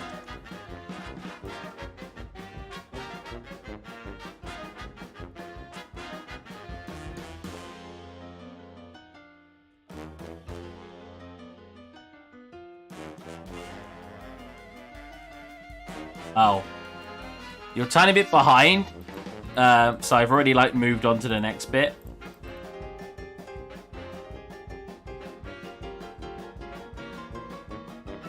So I'm sorry if I completely ignored the advice you just gave me, but I didn't see it till very late. That's easy. Easy peasy. Oops.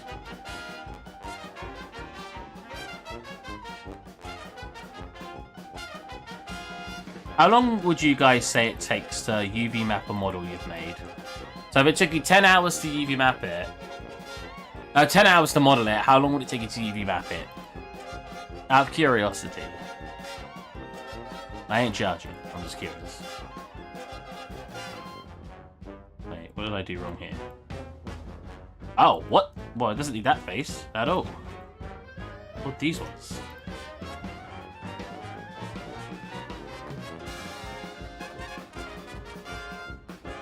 That's better. Oh, well, I didn't select the faces correctly. There you go.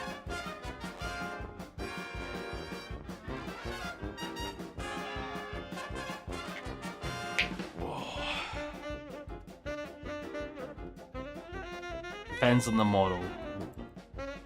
I'm curious. The problem is sometimes it could take you 10 hours to make a model that that was pretty simple. You just couldn't wrap your head around how you wanted to make it. Those are how many geometries, different objects you have. You know, people tend to be modeled in like 2 weeks and unwrapped in hours. Really? I always feel like a UV map will take me as long as it took me to model myself.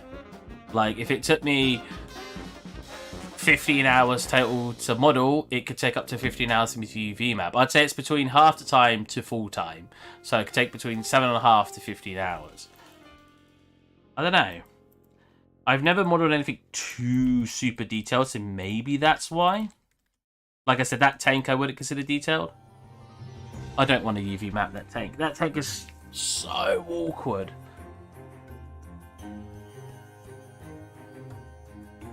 It's true, actually, yeah, if you're doing, like, ZBrush as well. Yeah, I guess it depends on that. I'm not thinking about ZBrush assets. I mean, we could see. Let's, I got my stylized stuff, don't I? Oh, look, it's me!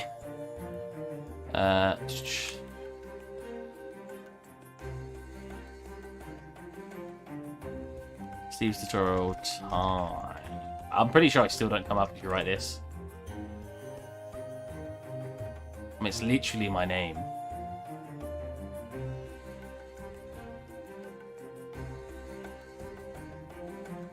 Time lapse. So if we look at this, from here is when I started modelling.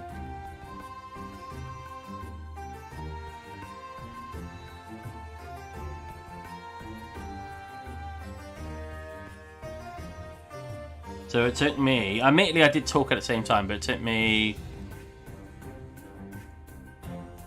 80% of the video to do that. Oh look, I got my moustache. Look at that lad. Whoa. And then, did I actually UV map it this quickly? Oh wow. And then well, to be fair, it's a pretty simple shape, so a lot of it came down to ZBrush, yeah? Now how does it take me to texture? Wait, I get the UV mapping done in like 30 seconds of the video. Wow, okay. And then the texturing doesn't take me too long either.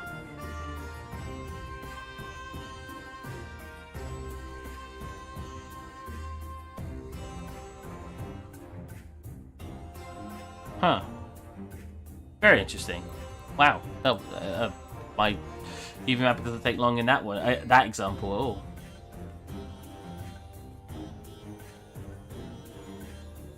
If it's an organic model, then it will different. This for me. Really, I'd say organic's the opposite, because a lot of the time with organic shapes, you sort of just like look at like a unwrapped texture face. Like, you usually only make very simple seams around the entire sphere, so it'd be like down the top of her head, and then it looks like that's. So that'd be down the middle. So from here, they cut it from the nest of your head. They cut it down, right? Yeah, and then that's it, right? Yeah, that's it. They just cut it from there down, and the bottom doesn't have a geometry because it's cut, so it just goes onto a flat object. Oh my god. They just look cursed. Yeah. Oh my god. Yeah, see what I mean? So I've always felt like organic doesn't take me as long at all. I feel like it's the hard surface with those like hard edges that need to have cuts on them for the seams that take me longer, personally. Obviously, it's all dependent on the person.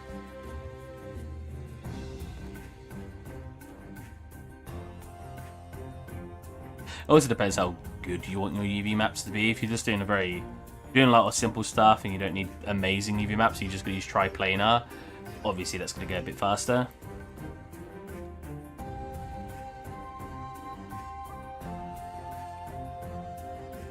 Oh, I could probably just unwrap that. No, that's not going to work, is it?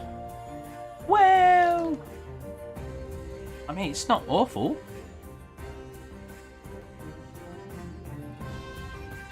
God, cannot wait to get all this done. Jesus Christ. Them faces, the thing of nightmares. With me, it's mostly due to the fact that I'm very inexperienced. Yeah, true. Sounds like I'm insulting you. True, you are inexperienced. You know I don't mean it as an insult.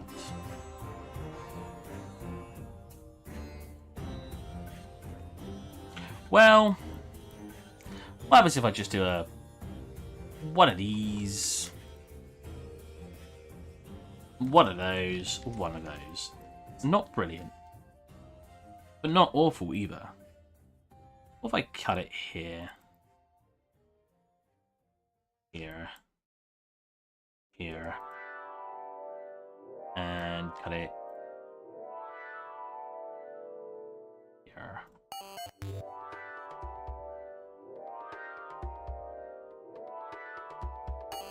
Okay, that's pretty good.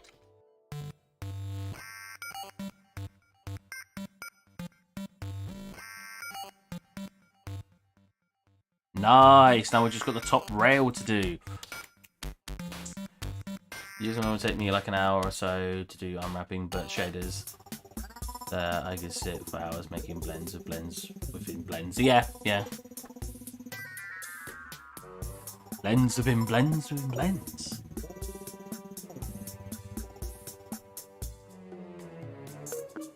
I have a question for you guys. Now, I feel like I'm not going to get an answer at all. Not because you guys won't have an answer, but because you may have not played these games much. What is your favourite point-and-click adventure video game?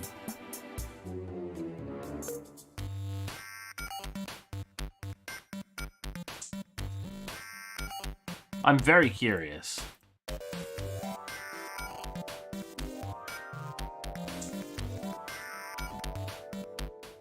I still don't really like how long that is. I should have probably just unwrapped it from the front, right? Yeah, so cut it. Wait. But here. Yeah. Cut.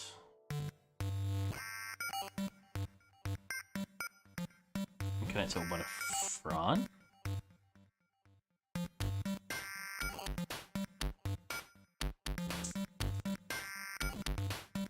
Yeah, that's better. Yes.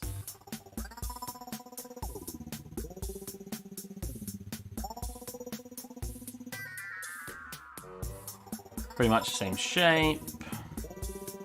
Obviously slightly different, but I don't think it's going to make much of a difference. It might do. We'll see. And select every edge. Deselect you. You. Oh, rigs. Wow, how have I not selected all the edges? Do you see that? Let's try it again. I will read what you guys have wrote in just a second. I'm hoping for some juicy answers. But again, I don't anticipate that you guys have played many point-and-click adventures. And don't say Call of Duty. That don't count. I know what you're trying to mean, but...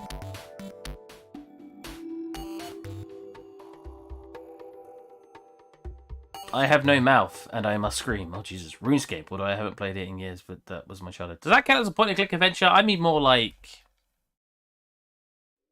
Point-and-click adventure. That Monkey Island. That's Cyberpunk. No, not adventure. Wait, point-and-click, yeah. Here you go, let's go Steam. Steam page.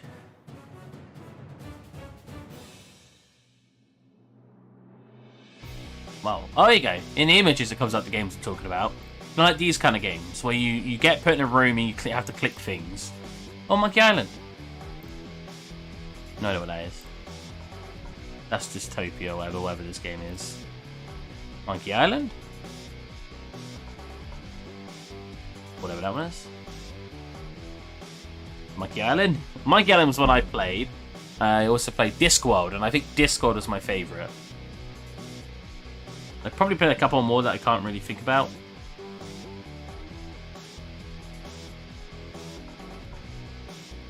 I'm not gonna lie, I kind of use you guys to make myself less bored when doing all of this. It's true. It's the truth. Wait, you guys. You should be in there. What happens if I just unwrap this from here? Not brilliant results, so we'll do them all manually, I guess. Well, actually, well, not overlapping as nicely as I would have hoped. Yikes. If I, how many of them did I just select? Oh, not all of them. Mesh. Separate. We'll texture one. We'll UV map one of them. And because all I want to do is basically cut it here. No, freaking here. Ooh. Oh, I usually would cut it there. Interesting. And cut it there. Boom. Boom. Boom. Boom. Boom. Unwrap that. Lovely. That's pretty much what I want it to look like and not like that. As you get, I don't know, let's just get some weirder results with that. Then, modify, center. Place it over you almost perfectly, and then boom. That didn't space out as well as I thought it would at all. And they're not equally spaced.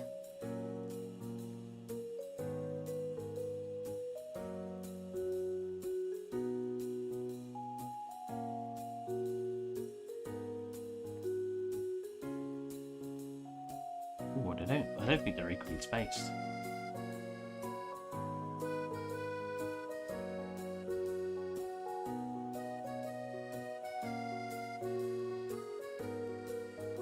That is definitely not equally spaced, but we'll ignore that. Right, select the... Oh wait, did I separate all of them? Wait. No, I was supposed to extract, not separate. I thought they were all still one mesh. Bugger.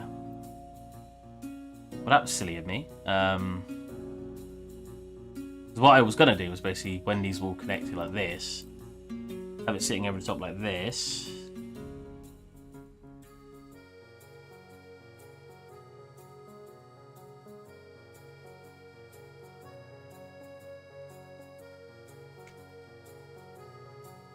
You should also, if you want to actually duplicate a lot of assets in one asset, you should already have a UV map for when you duplicate them. I'm terrible habit with that, just because I'm too lazy to UV map, and then delete them, and then let you have all those separate. What I'm meant to do. They're done. Lovely. Well, these just need to be like that. Actually, do I even need that? Do I even need that face? Oh, I do. Okay. Review. Wait.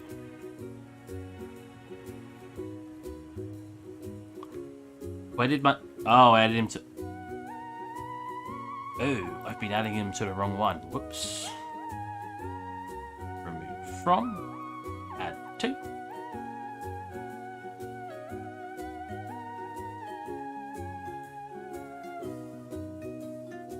Oh, these two as well. Remove from. Add to.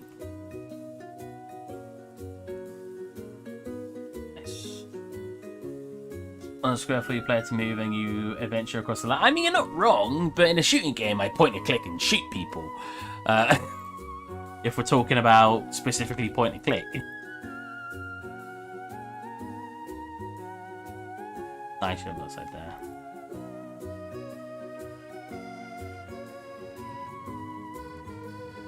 Excuse me. What time is it? Cool. I'm gonna try to have an early night tonight because my sleep schedule is freaking awful. Might play on the Switch in bed or something. You guys want to add me on the Switch?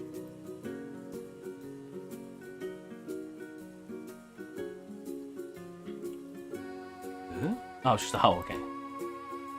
And it echoed like a hole. Even so. I love how awful it looks in each that. Boop. Oh wait. Boop. And you're like, oh okay, not too bad. I actually have to check this. How warped are you? You know what? That's actually not half bad. You know, there's slight warpage, but I think we can basically ignore that. Hello. Ooh, let's try to say it. Oh, welcome to the 3D artist. You'd be very chatty today, Michael. Thank you very much. I love new people coming to chat, being chatty. Even Crimson spoke a bit. Hello, Lewis Daniel Cabrera Oliveres. That was perfect, right? How was the game? I know you wrote Ola, but I'm hoping you can understand what I'm saying.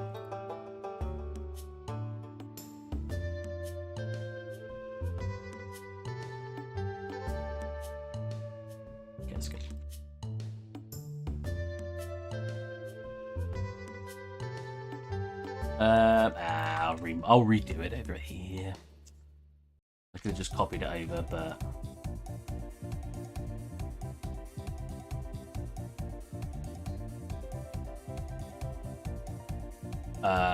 Kingdom Hearts. Again, I don't know if I'm allowed to play this, so I'm actually gonna skip it. I don't keep getting copyright strikes. I keep getting like, oh, we're taking and monetizing out to do this, to pay the person that the music belongs to. So I'm a little bit like, I only make like 2p probably on monetizing anyway, but hey man, it's 2p. I feel like if I have 20 seconds of accidentally copyrighted music that I didn't realize I wasn't allowed, I feel like a 3-hour stream video shouldn't now have all its revenue going to the 20-second. Yeah, you know what I mean?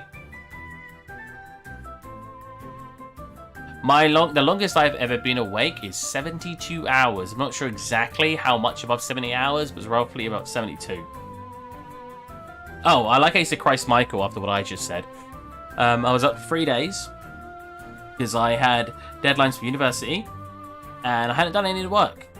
I had 3 days left and I had barely touched any of the actual 12 weeks worth of work. So I stayed out 3 days straight. Yeah, I was tired. I feel like you get to a point where your body just sort of stops feeling when you're that tired. Like you don't feel, when you've been up for 24 plus, you start feeling sort of this achiness. When you get to the 40-hour mark, I'd say you're more sort of just like, you start feeling less, but you're more just sort of like,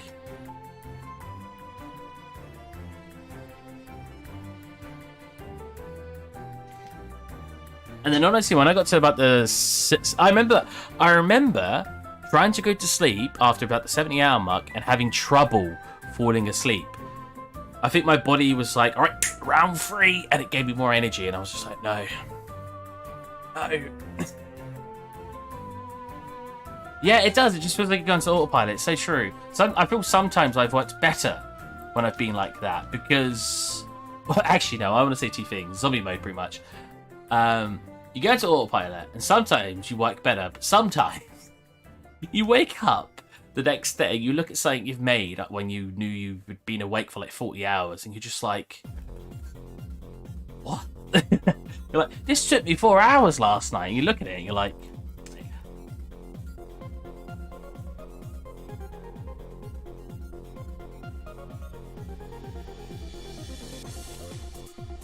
You look at it, and you're just like...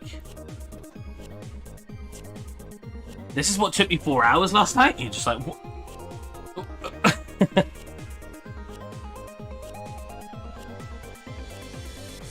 But I've had both happen to me. It's hilarious.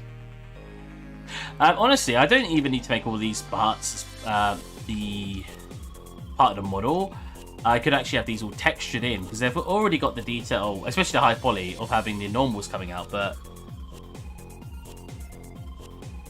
yeah, it's better not to look at. Hey, sometimes, man, especially when it's UV mapping and stuff, like we've got this huge scene, like.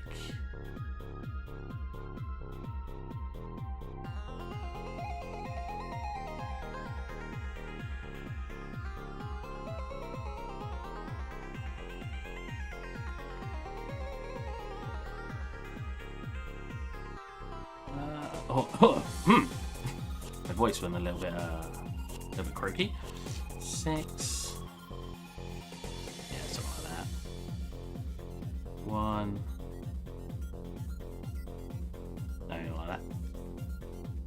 2. Something like that's fine. Oh, I did not divide that out correctly. That's fine, I guess.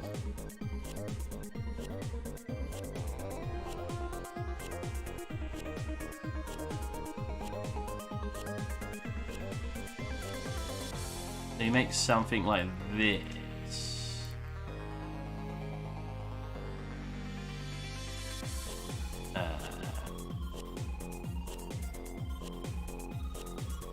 Oh, what a fancy way to go. And then you got.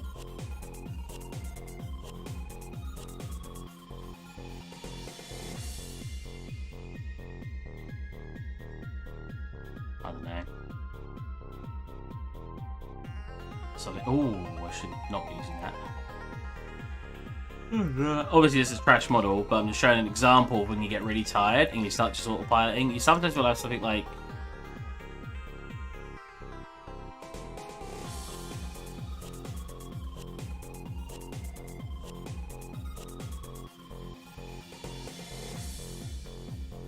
This. Let's say you like got a block of buildings or something. And all you're doing all night is going around and making different buildings of different levels. And that's like all you did all night. But because it was something that was going to take you a really long time, you come back and you're just like, oh, well, it was simple work I did, but it was something that was going to take me a long time. You get what I mean? And you end up like, oh, yeah, buildings. Like, ah.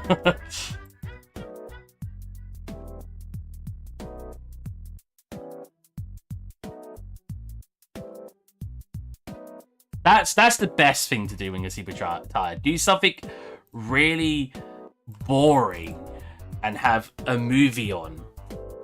And you'll end up... It probably will still take you double the time. So something you could have done in 2 hours will take you 4. But at least it was done. Because you wouldn't want to do it when you're awake. Because when you're really awake and hyper, you're like, yeah, let's make this thing.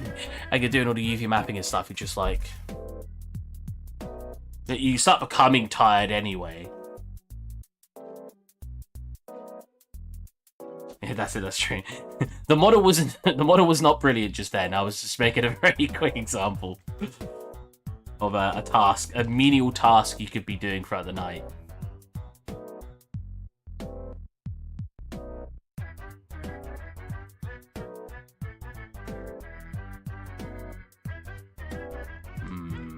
What was it when I unwrap it like this? I should keep it on this screen so you guys can see.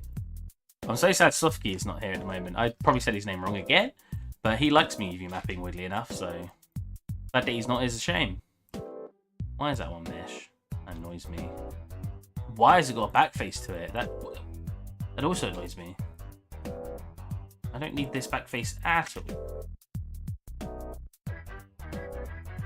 I don't also need this coming to here. This can end there. You see it come out here? Okay, you see it come out here at the very least.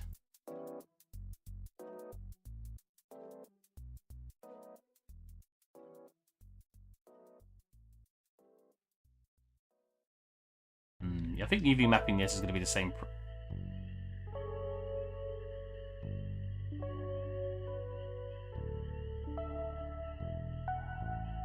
This is unacceptable.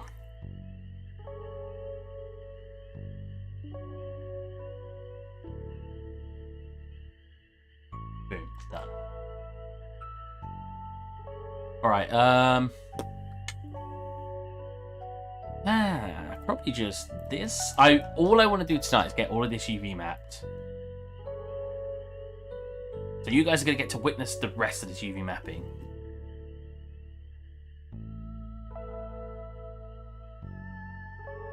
If you like it or not. Well, actually, I guess you could leave the stream, then you wouldn't be forced to watch anything. Don't leave me.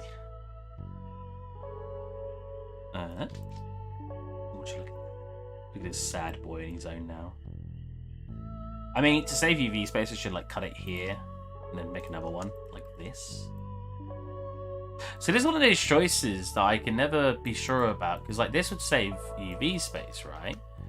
But now I've just doubled the poly count in this small area because I've just made a duplicate of this. So I can never tell what's the best option.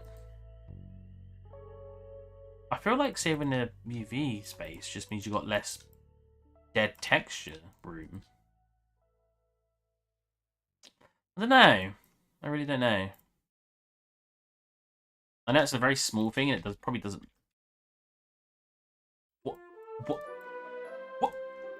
Oh. Am I going crazy? That just like broke my model, right? And then it randomly fixed itself.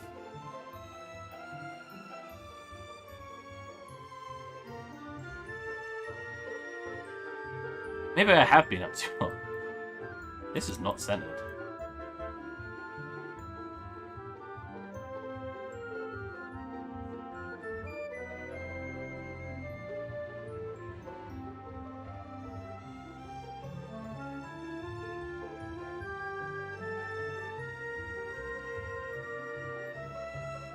They come up with this weird out all the time, but weird AI. Weird AI all the time, right? They can't make a good unwrap entry. What's that?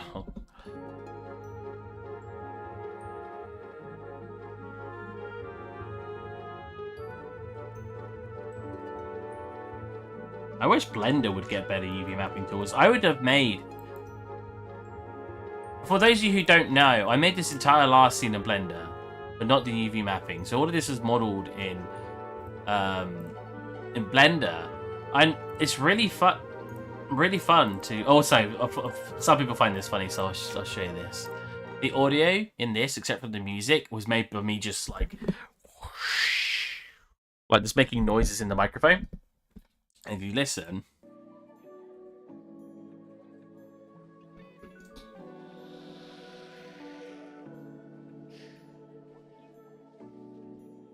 Bit of language, you absolute genius of a man. Jesus Christ. But this is all in Blender. This was so fun to make. Because Blender is just really intuitive. I know some people hate Blender and they're like, oh, shortcuts, it's so hard to remember, but it's so nice. I hate Blender UVs as well. Yeah, Blender UVs freaking suck, right?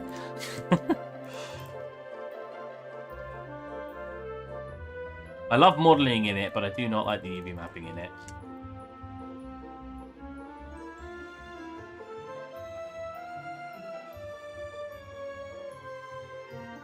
How do you guys learn so many different languages? What the heck? Am I just stupid? Or the English is stupid. How do I unwrap this?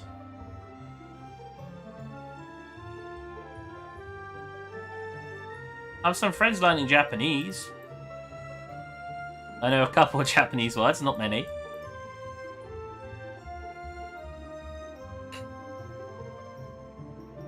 I should have just cut it from here like that. Connect it from here. Like that.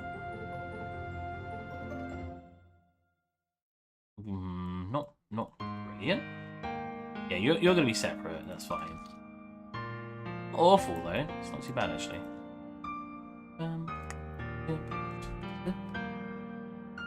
I am from Luxembourg? 5 is default, it's like our thing. Oh, I see your model of this gun from 4 years ago, nice. Oh, have you not seen it yet?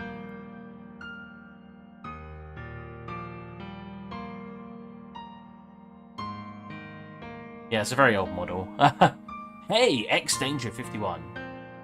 What's that noise? I swear I just heard like a sound. How's it going? What brings you here today? To our little stream. It's been very cozy today. Not too many people, not too much to respond to, but enough that you guys have kept me company, and I appreciate it.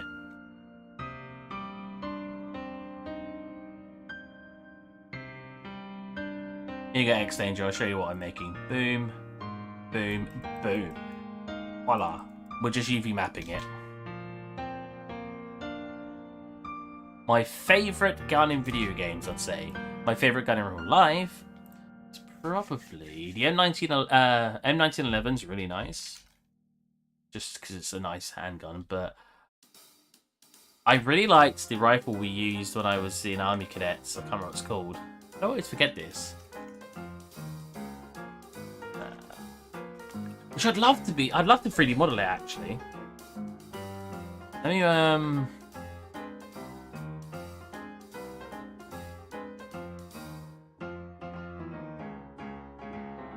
SA8. So I've used this firearm. This actually, you know what? I'm not allowed to show firearms to stream. Well, I'm making one.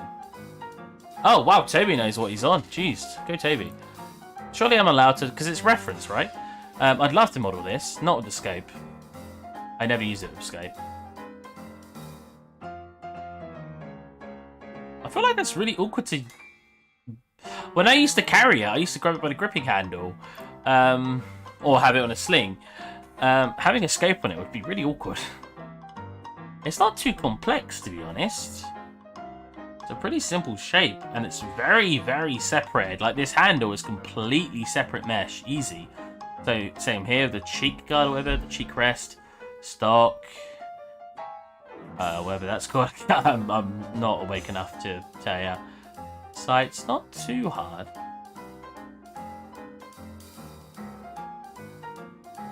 Most people speak even more than 5. Dude, how? How do you guys... How? I honestly don't know how you guys do it. It actually boggles my mind. I couldn't even learn the stuff in uni, in school, language-wise. Was your thank you for that, Toby? Did you have the physical gun as a reference? I do not have the physical gun as a reference. In fact, oh no! In fact, I use blueprints. I don't often use blueprints because I like just freaking modeling something by looking at it. 'Cause it's really fun. At least I find it fun. But when I made the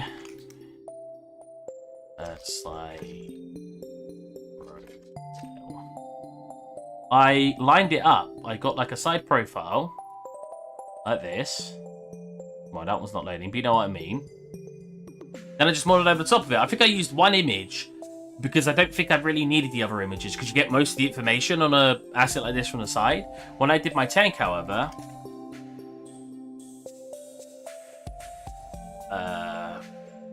profile? Yeah, Oh, here you go, more like this. When I did my tank, I did it like this. Because it helps line up. Actually, oh, I thought that was the exact same one I used. It's not. I would never use this because you get too much covered up by this part here. I'd use an open plan one. Very, very good to use blueprints. Even if you're just lining up and want the basic shape, it's just really, really useful. It helps break down the shapes too. You have an tutorial how to make that gun. I don't specifically know, but I mean, I will tell you this because this will help you out. I've said this a lot of times now on stream. Get reference, first of all. You can line up, like I said, with a background image. So if you've got, like, let's say you're using this one. I got this. That's not a great side profile, but it's probably good enough. Put that down here. M4A1. Come back into whatever software you're using. It could be Blender, it doesn't matter. And you could do something like this. Boom, boom, boom, boom. Boom, boom, boom. I should really make this the exact resolution of the other one, but I can't bother with it. I'm just going to line it up in general. It's fine. I'm not trying to make it 100% accurate. I don't really care. Boom. Boom. Make a new material. Freaking get rid of my UV maps. 1 second.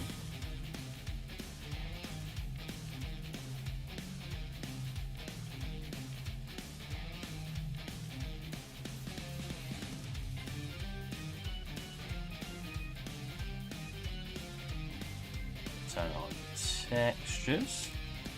Again, I'm not going to care too much about making it line perfectly. Like this. And then when you get sides, you can always go to your side view. Where is my side view? Oh, what the heck? Why are they all?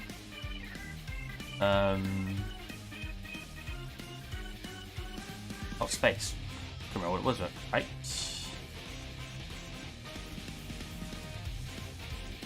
Bottom. I swear it's not giving me side views. This isn't the top, whatever.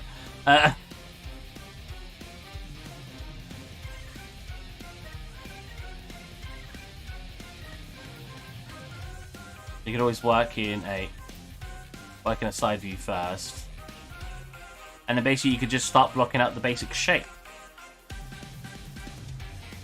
Oh, I've got it glitching. My Maya's glitching out. 1 second. Oh god. There's the glitch I've always had in Maya. Apparently happens with 3ds Max where... Oh, it's working in this scene though. Working with it. Let me get a left view. 1 second. Right side, left view. There you go. Let's go left. Okay. And flip it.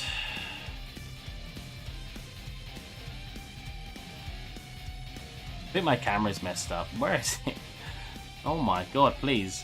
There you go. Align it.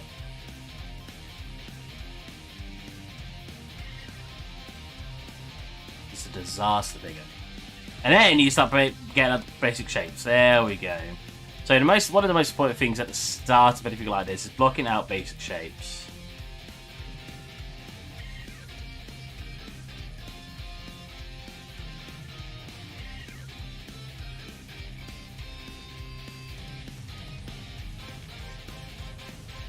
You can always go material and turn up transparency to see through it a little bit. Help line all this up.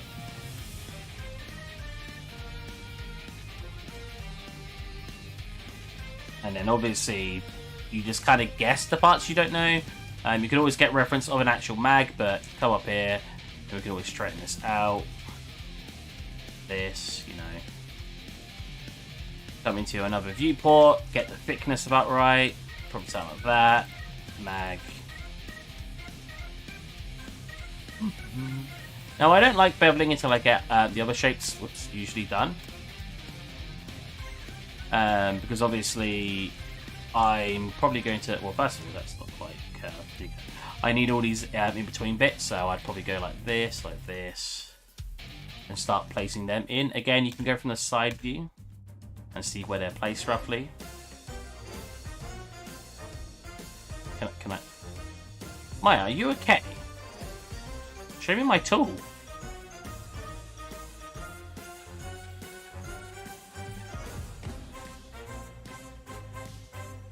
Maya's like busted right now.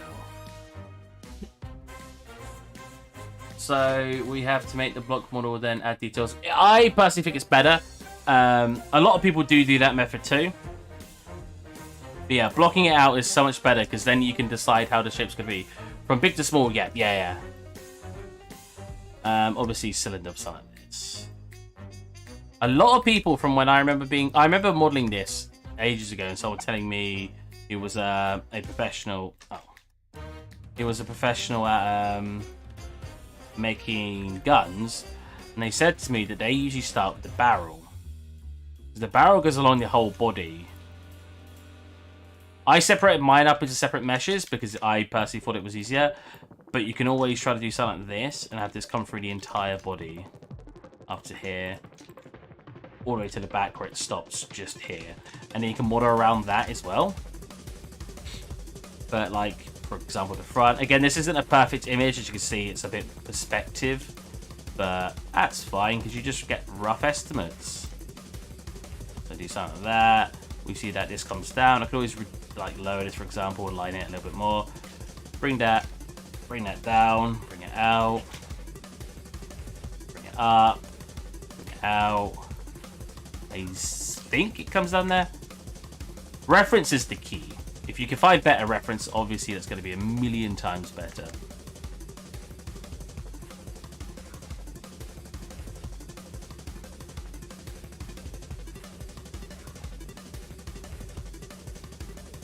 And one thing I always tell people, separate your meshes out.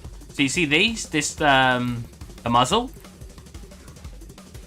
Some people may say, oh right, now take your asset and start modeling the muzzle out of it. And they go like this, they pull this up, they pull this forward. Well, it's a bit of a big muzzle. Something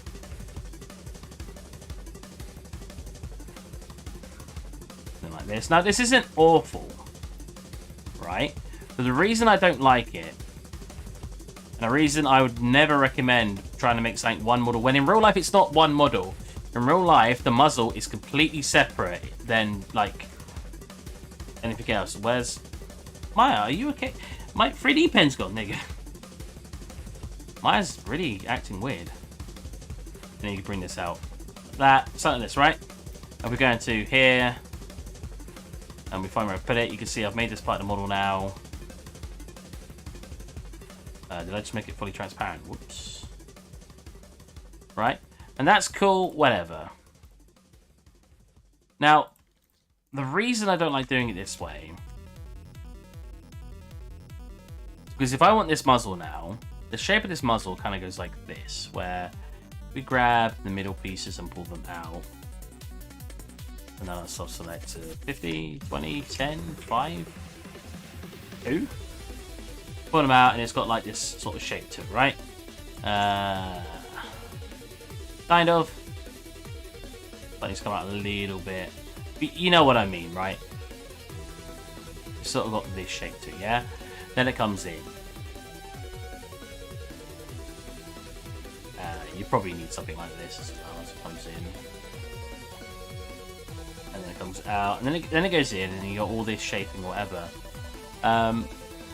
We go here to here to here, and then we put an edge loop here. Separate that. You try to make the holes that it's got in it. You know what I mean? And you can set the in-between ones. Connect them up. I'm not going to show you the whole process, but the reason I don't like it is because if I'm like, okay, I want this front part smooth, it's going to smooth everything now, and I don't want that. Even though I'm getting a better shape here, all of this is smooth, and I got to come back here. I got to get some bevels in to try to rectify that issue, right? If I simply just ended my model here, and then we made a mesh that was my muzzle, I honestly think this is one of the most important things I can say to you guys. This is so important to know to do this. We start making the muzzle now. I can take all this detail and I don't care about smoothing it.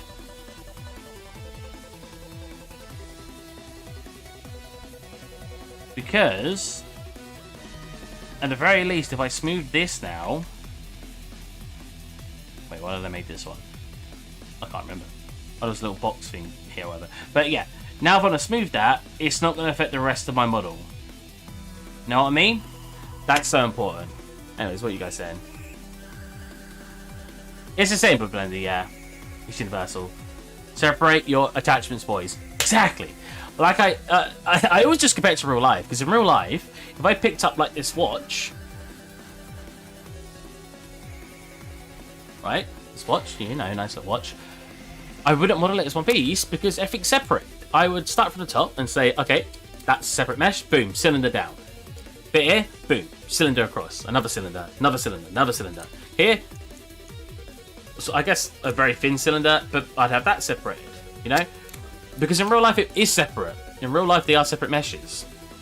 That's just how I look at it. If it's separate in real life, they should be separate in the engine. Getting like, I'll get going. Bye once. See ya. I'll be leaving. No, I'm going to force myself to get all this done. Oh my god. Was I like perfectly on the side then? That was weird. Okay, what we got left? Oh, we're so close. We're so close. Yeah, I hope Michael agrees with that, keeping everything separate meshes. I know sometimes, obviously, for certain things, that's not what you want to do. But personally, I believe, more often than not, that's what you should be looking for. Oh, it goes through the bottom as well.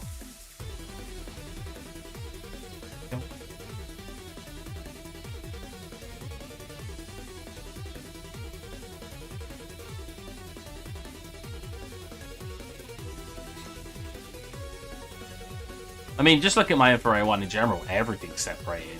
It makes the UV mapping easier. It makes just mesh flow easier. The topology's better. As you can tell, I'm very passionate about keeping your meshes separate. I honestly, this thing's very important. But just to also answer earlier, I don't think I'd ever make a tutorial about how to make a very specific asset.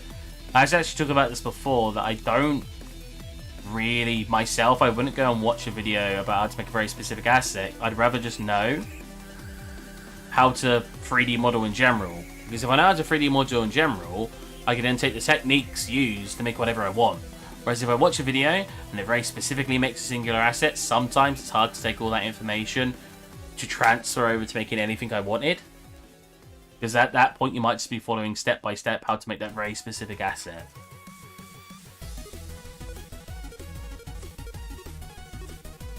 Gonna get an amen. What's the most important thing to help make a game asset model? Because I have made one and it have too much polygons. So this is a bad example because this seems obviously not. This gun isn't in-game. I want to make it real-time, but I don't want to make it in-game. But if we look at some of the in-game stuff I've made, so let's I'll actually load it up, why not? In fact, I just worked on the game. I'm not sure if I'm allowed to share it now because I'm not technically working for them anymore, so I won't. I'd love to, because that'd be a great example, actually showing you a game. Not that. No. Not that. Oh, wrong library. Do you remember when it used to have library here for Unreal Engine and it wasn't a games engine? Here you go. Yeah. Or that one. Either's fine.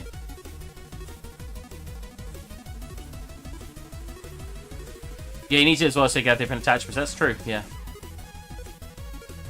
Not even just then. Sometimes the weapons are just different. Sometimes they just have different parts to them. Even though they're the exact same weapon. I find that a lot with M4s. While that's loading, I will quickly make more of this. This isn't going to look very good, is it? Oh, I didn't connect all the edges. Whoops.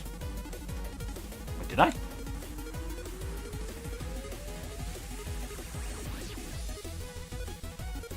Really? That's what it looks like on some rats? Ah, mate.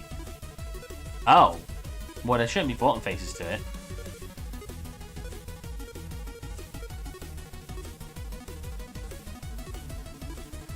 That's more what I was looking for. This is way too high poly, FYI.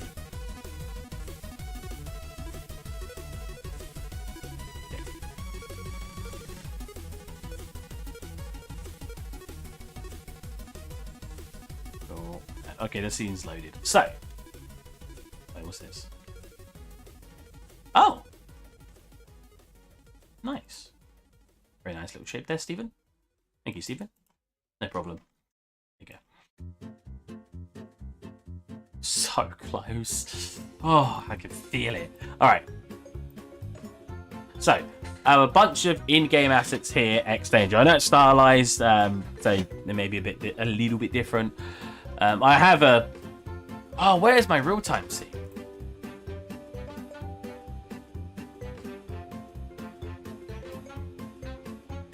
I got this one. But if I look at wireframe, look at some of the assets, as you can see, like, they're not too high poly. See that? The reason I don't need to make a lot of these assets high poly is because you bake down a high to low poly, right? So if I look at them, he looks way higher poly than he actually is. Same with him. If I make a light around him, we look like we're getting these actual dents in from that wood, because the normal maps, Jesus Christ, it's a big axe. And one of my best ones, I personally think, that was very simple, obviously, but is this. Look how low poly he is as well. Actually, he's a little bit higher, but he's not much. Probably, what, 300 polys, maybe? 500 tries? Not much at all. What you need to do is bake down high polys to low polys to get that detail in, which is what I'm kind of doing with my gun at the moment. So I've also got this scene, which is a realistic one. I know. It's far from done, as you can tell. But if we look at some of the assets, some of the textured ones, in general, you just keep things low poly if they're not close to the character, right? So if your whole game is based on a viewpoint like this, you're probably going to want more detail around the things around the character. But if I'm walking around, let's say it's third person, and I'm just like this, and I can only see it from about this high up, I don't need any of that extra detail because I'm never going to get this close to it. You know what I mean? Same like this, more over it. These look so much better. The lighting in this sucks, but these look so much better actually in my other in Mama set. But like these guys, like, it's just about knowing what's gonna, one, be close to the character so you can reduce and get high polys to bake down to your low polys to look good. Make a stylized asset.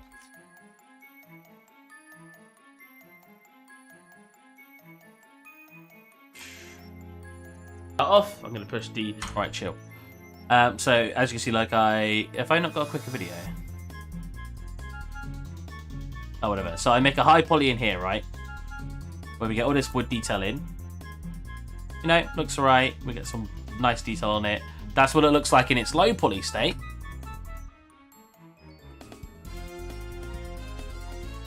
And that's what it looks high poly, right? All this extra detail.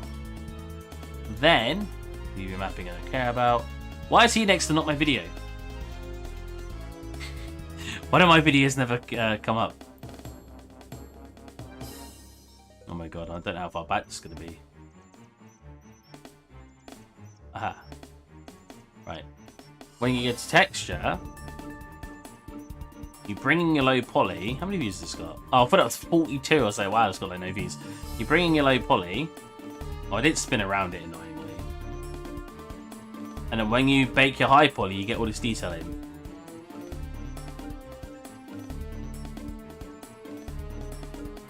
And then you can just start texturing around that till you get a result like this. See? So it's all about optimizing it, know how close it is to the camera, and making high polys work for your low polys. Get away. Oh, I wonder if does this have my weird material in it? Oh, it does. Anyways,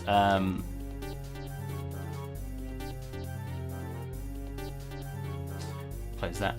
Yep. Let's finish this. But me explaining that reduced my viewer count by like half. Jesus.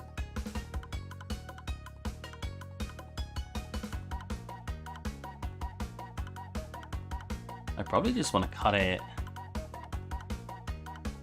Not like that. I just want to cut it.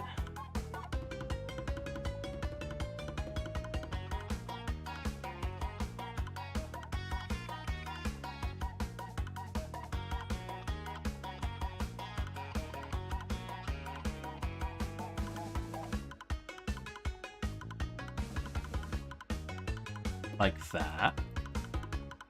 And then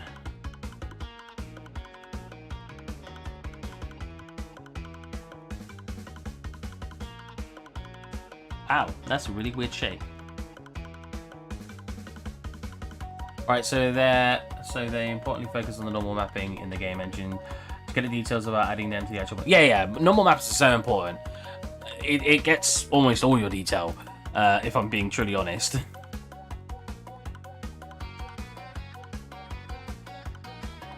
Why have I got... The modeling on this asset is garbage. What was I thinking when I modeled half the stuff? Like, why is that not flowing across? Like, I could just cut it. Also, this is a very old asset, so if I'm calling it garbage, I'm basically insulting my old self for making it. That. And this... I mean, you could combine it with here. Probably best, actually.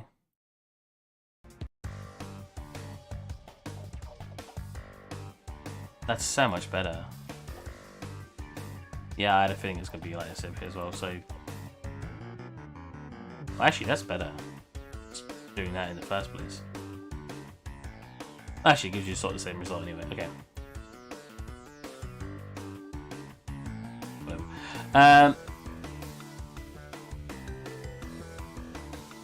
I really don't know how to UV map this though. It's a very odd shape. I think again I'm gonna... That's what I just selected.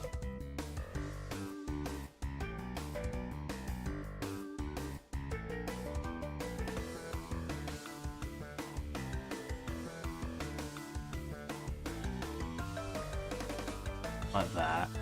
And that can unfold from the edge, but... Let's... It's gonna not work, but let's do this, do this, do this.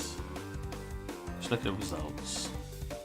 So where could I make seams on here that would look nice? Probably here, here, here, and here. Up that.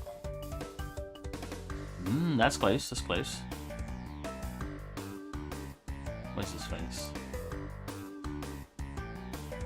Let's cut there. Right, that makes sense. In fact, where's his face? So if you're asking too much, but why have to triangle your low poly model before? Sorry for asking too much, but why you have to triangulate your low poly model before importing into this game? You don't have to. You do not have to triangulate model. The engine will triangulate it for you. Do not triangulate your models in your actual modeling software. You don't need to do that. You're just making a mesh that's harder to work with.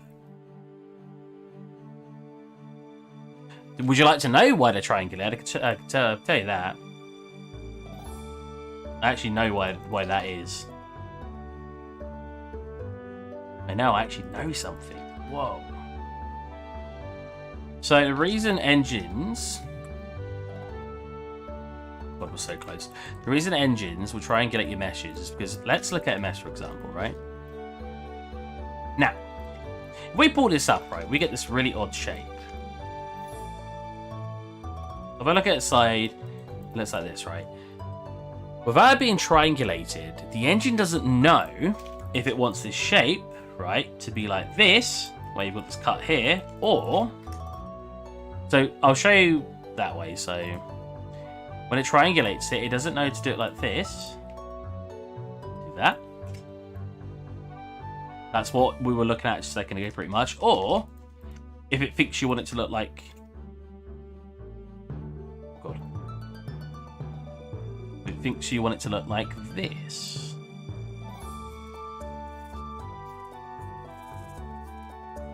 See that? That's a completely different looking shape. But all I've done is taken that square that we originally had that was a polygon, triangulated it in 2 different ways. That's why the engine needs to triangulate, because it needs to know how the lighting effect is going to work with that shape. You get me?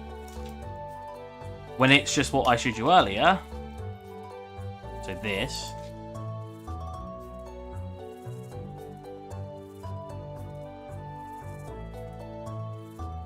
this, and then our original.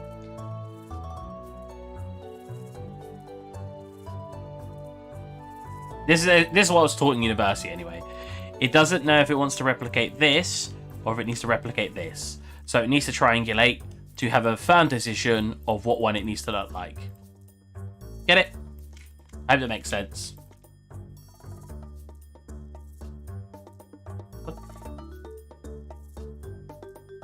What is this? Don't know what that is. Hopefully that's not been removed from something. Sometimes it's better to connect edges yourself because you don't want the engine to make weird shapes. That's true, yeah. Yeah, if you sometimes it is better to triangulate it yourself so it doesn't do the wrong version. But in most cases, it's usually fine if your shapes are pretty simple.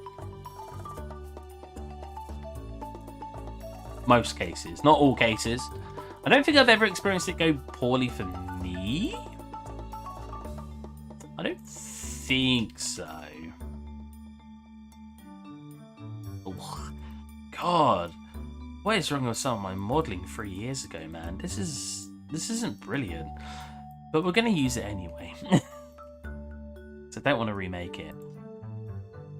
Why is the bottom of it not thinking? Is that attached to something?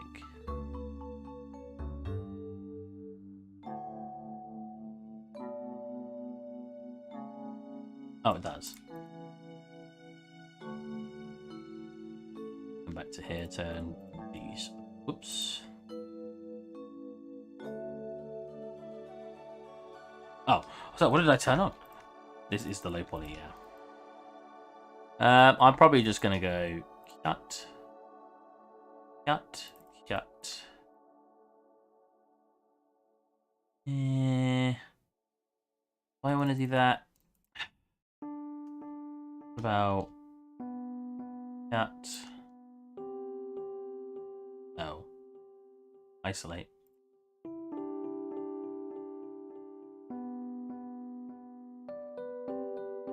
Cut. And on edge I can get. What is this? Why is this? Why did I model it like this?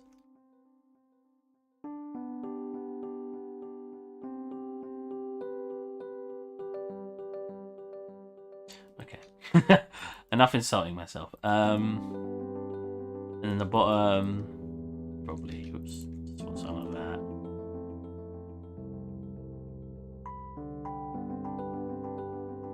Then we wanna move it oops, and then we wanna so wow, that looks awful. Whoa. Really? That's the result you gave me?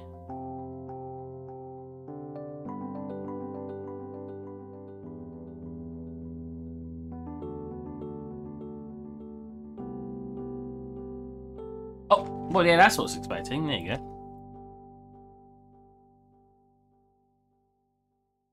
All right. Last shape. It's a very complex shape. Yeah, this is a time where you shouldn't separate your meshes out because this, in real life, this is welded as one entire shape. But this is an example when you should, or you shouldn't, when you shouldn't separate all the shapes out. Really like poly. Oh my god, looks weird. Smooth.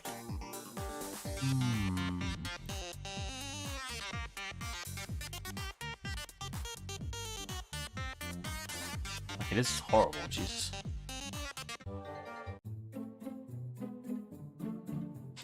God, I really don't know how I want to do this. definitely need to separate out into separate shapes. Why don't we cut it here?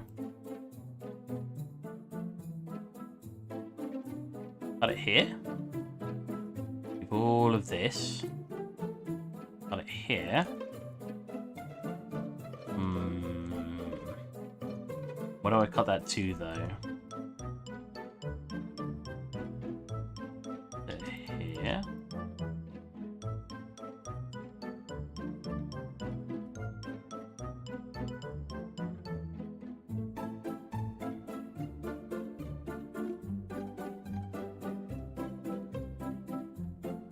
You're better than my teacher. Thank you. I respect that. I always hope I can be insightful. So I know for a fact that this isn't connected. Yeah. Which is fine. Let's sort that one anyway. God.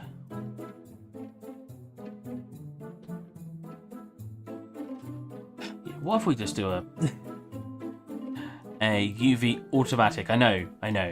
Bear with me. And then we try to correct the automatic one. Gotta make it nicer. So we connect you. Connect you. Honestly, most of my teachers, or some of my teachers, just didn't really understand why things were a certain way. I remember when I found out why pi was pi. You guys know why we use pi, or at least to an extent, if I can remember. So pi is 3.14159, right? Oh, the pen. 3.14. Let's just say 3.14, right? That's pi. Right? Now, let's work out the area of... Right, so let's go. Get cube.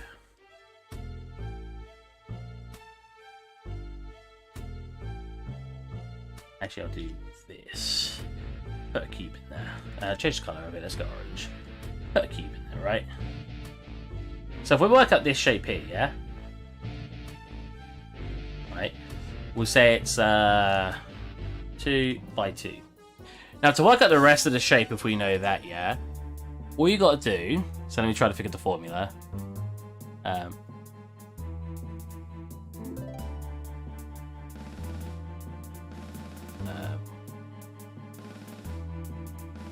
God, trying to figure the formula. Pi times diameter. Yes. All right. Essentially, I'll just say this: if we times that by 4, right, we'll get the result of all of them. Yeah, because 2 by 2 is on the perimeter would be 4, and then times that by 4 would be 16. Because you'd have 2 here, 2 here, 2 here, 2 here, 2 here, 2 here. So this would need to be multiplied 4 times to get the rest of your circle. Now, if we have... to get the rest of your square, sorry. If we have a circle instead... Oh my god.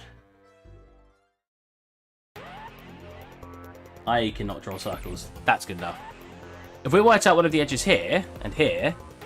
Let's say 2, 2. We can't times that by 4... because working out this would be working out the square, right? All that pi is doing is you're taking, so you've got 3.14. That, so we're timesing that one by 4, right? If we want to do it for squares, not circles. So that is 0.86. 0.86 to get to 4. Because all this is doing is cutting out this area. So the reason you're timesing by 3.14 is because you don't want to include this area here. So instead of timesing by 4, which is what you use for a square, you're timesing by 3.14 to get rid of these areas here. I could have explained that way better. I did have a better way of explaining it back in the day. But I remember once sitting there, I had never been told why we use pi in school. Ever. I just was told it was for circles. It's how you worked out the area and the perimeter of circles. I was never told why we use 3.14, but the reason we use 3.14 is because it's to take away these extra areas here instead of simply timesing it by 4. Get it? that make a little bit of sense? I know that was not the best explanation, but... And that blew my mind. I was like, whoa. Why was I never told that?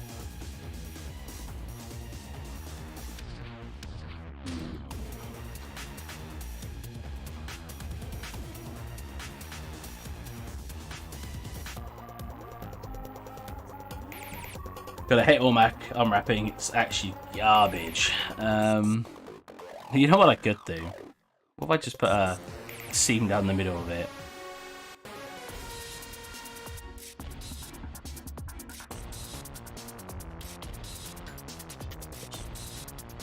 Selected the whole thing.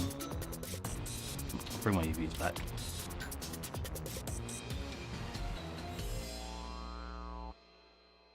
That's mind-blowing, right? Right? I was never told that.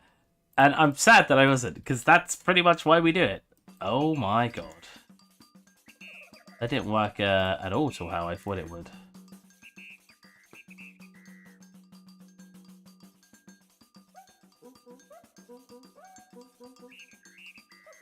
Is that not selecting every edge? Oh. Why did it just cut every edge? Oh, right. I'm an idiot. I want to do that. Oh. Huh? I left the worst shape for last, I'm not gonna lie. Why wouldn't that cut it in half, though? Unless that goes straight through the center of the model.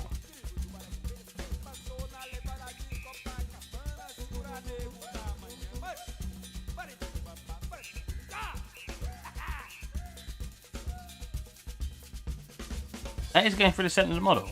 Oh.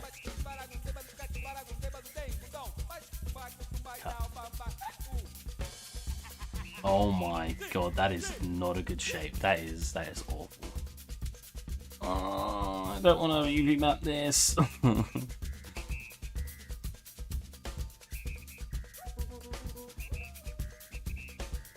Fine, I'll do it the long way if I can think of how to do it.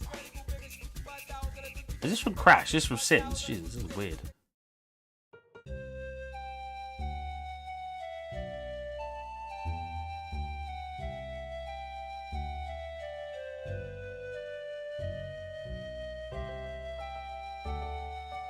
Oh.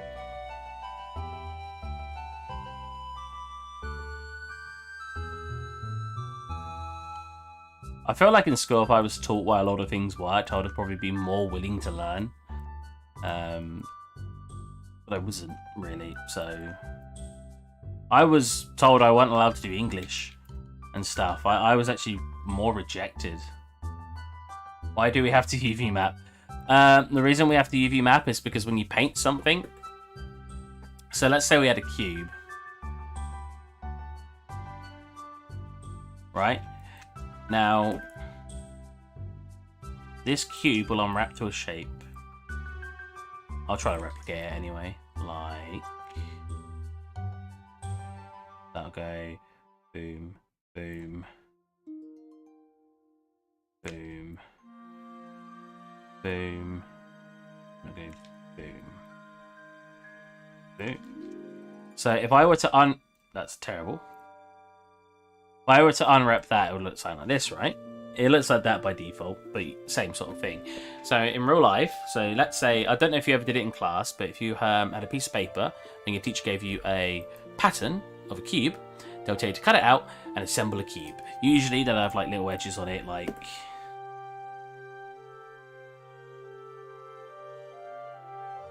I knew I was going to do that.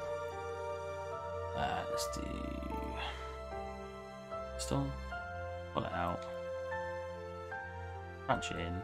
Usually it would look like that, so you'd put a little bit of glue on those edges and you'd fold it together.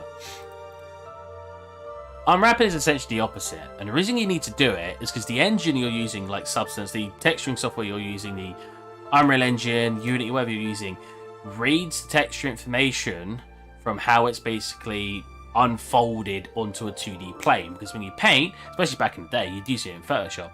When you paint, it needs to know the information on basically a 2D surface, and then you paint it, and essentially what it does is it folds it back together for you, and you've got it textured. Does that make sense?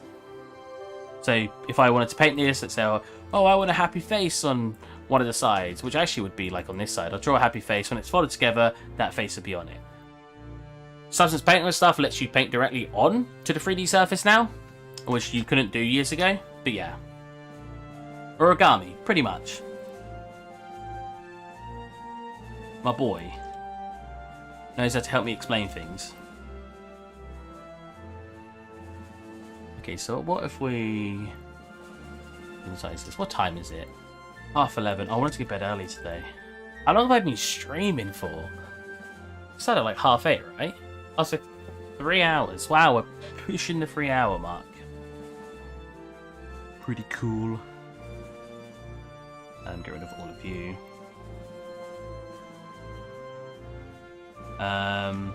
Wait. I would like it to unfold here and here, so I need an edge. Essentially here. There you go.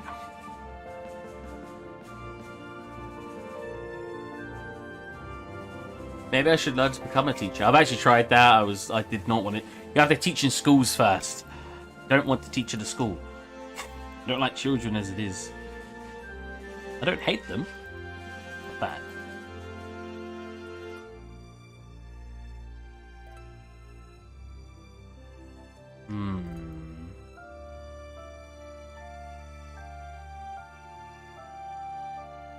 I guess we can just do it like that.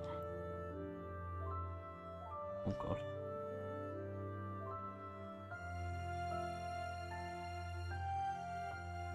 That should work, right?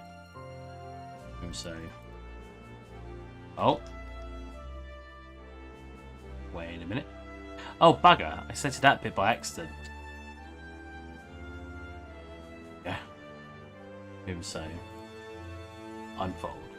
Yes, that's good. That's a very good shape. Do you know what I mean, though? Keeping our assets together makes it so hard later on when getting that UV mapping done. Right, so that included here. So now if I select that, we can see which areas we've done. I would like to see this area here next, just because it's the easiest part. So if we go grow selection, I can pull it out to the point we're looking for.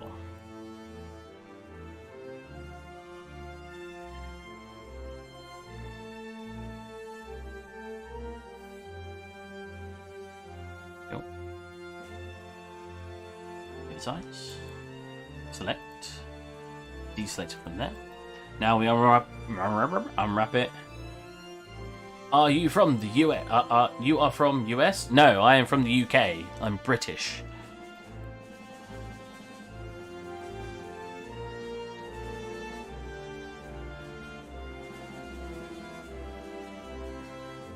Where's this music? Let's move on. Oh.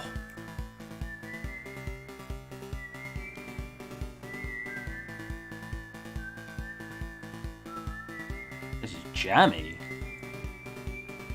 We want to keep that actually. We want to take off. Yeah, pretty much all of that. Nice. Okay. And then an edge, right? And then it should be fine. I think. I don't know. But I think it could work.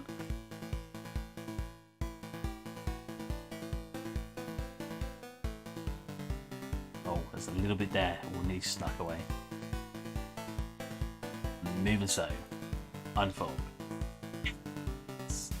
Yes. Another shape of it done. God. So we got this much done.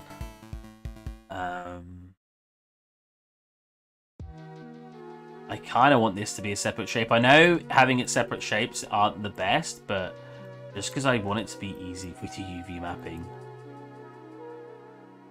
having it separate shapes is just a million times easier. So we're going to do that. I can always make it better later, especially off stream. You guys don't have to watch me do it. I feel kind of mean making you guys watch me do it as it is. This is very boring stuff.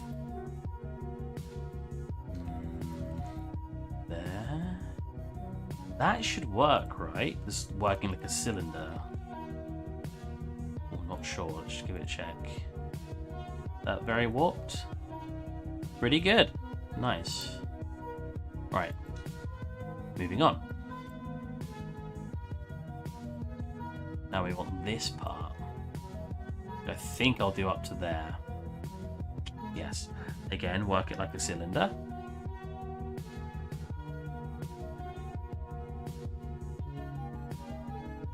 Probably cut it in the interior face and then move it so.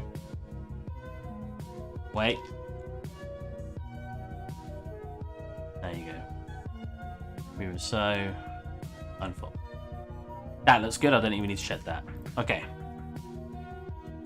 Oh, get excited. Now invert that. Oh, that's all we got left, lads. So close. Boom. Boom. Get rid of all that. I disconnect that there. And that's it. Oh, no. This part's very awkward. So I do this. And this. Yes. Move it so. Unfold. Scale that and check the quality. Nice. No, oh, a little bit of warping. But very, very minor. That should be fine. Alright. Select the rest of that. Any bits I'm missing? Nope, looks like everything's done. Save what I got, just in case. And Leo type history. Select everything. Control L. Nice, that's packed it pretty well. And that is all packed. Oh, beautiful. Wait. Wait, what? Why is this so... I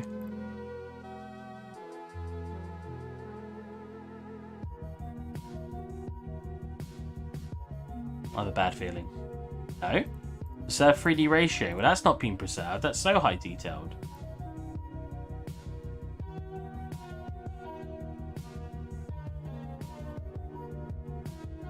What? Select everything. Modify. Freeze. Nailed it. This shouldn't be bigger than this on its, like, on the scale here. For some reason it is. And I'm not sure why. Let's combine. Oops. Let's combine it all. And then go modify freeze. Now let's try it. That's better. Yes, that's more that. So no, that's also packed it even better. Jesus Christ, that's good. Nice. Now we turn on all the sets. Oh yeah, it's all coming together. We're so close. We're so close. Very exciting. So because they're all different sets, I don't know if the best way to arrange these sets is to give them different materials.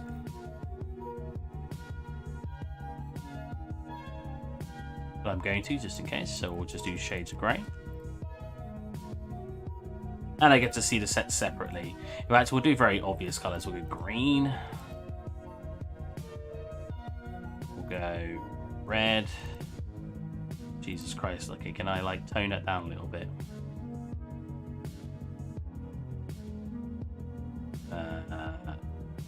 Oh, here, there you go. A tint of red. There we go. That looks a little bit better. A tint of green. Tint of orange. Nice. And last but not least, a tint of blue, maybe. Nice. We have it all separated out into our separate pieces. Very exciting. Oh, whoops. How did I... What?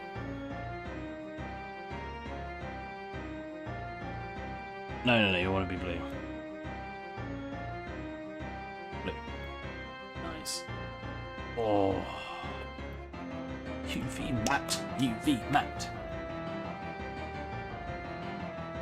Alright. Time to show a pictures chat and we'll call it a day. we'll move on to texturing not tomorrow, whenever I'm on next. I think we did good progress. I know that the UV mapping is one of the most boring parts. It took me how long? We were chatting the whole time, but like 3 hours. Yeah. Hope you guys enjoyed. And I'll catch you all next time. Oh, thanks, Jordan. Bye.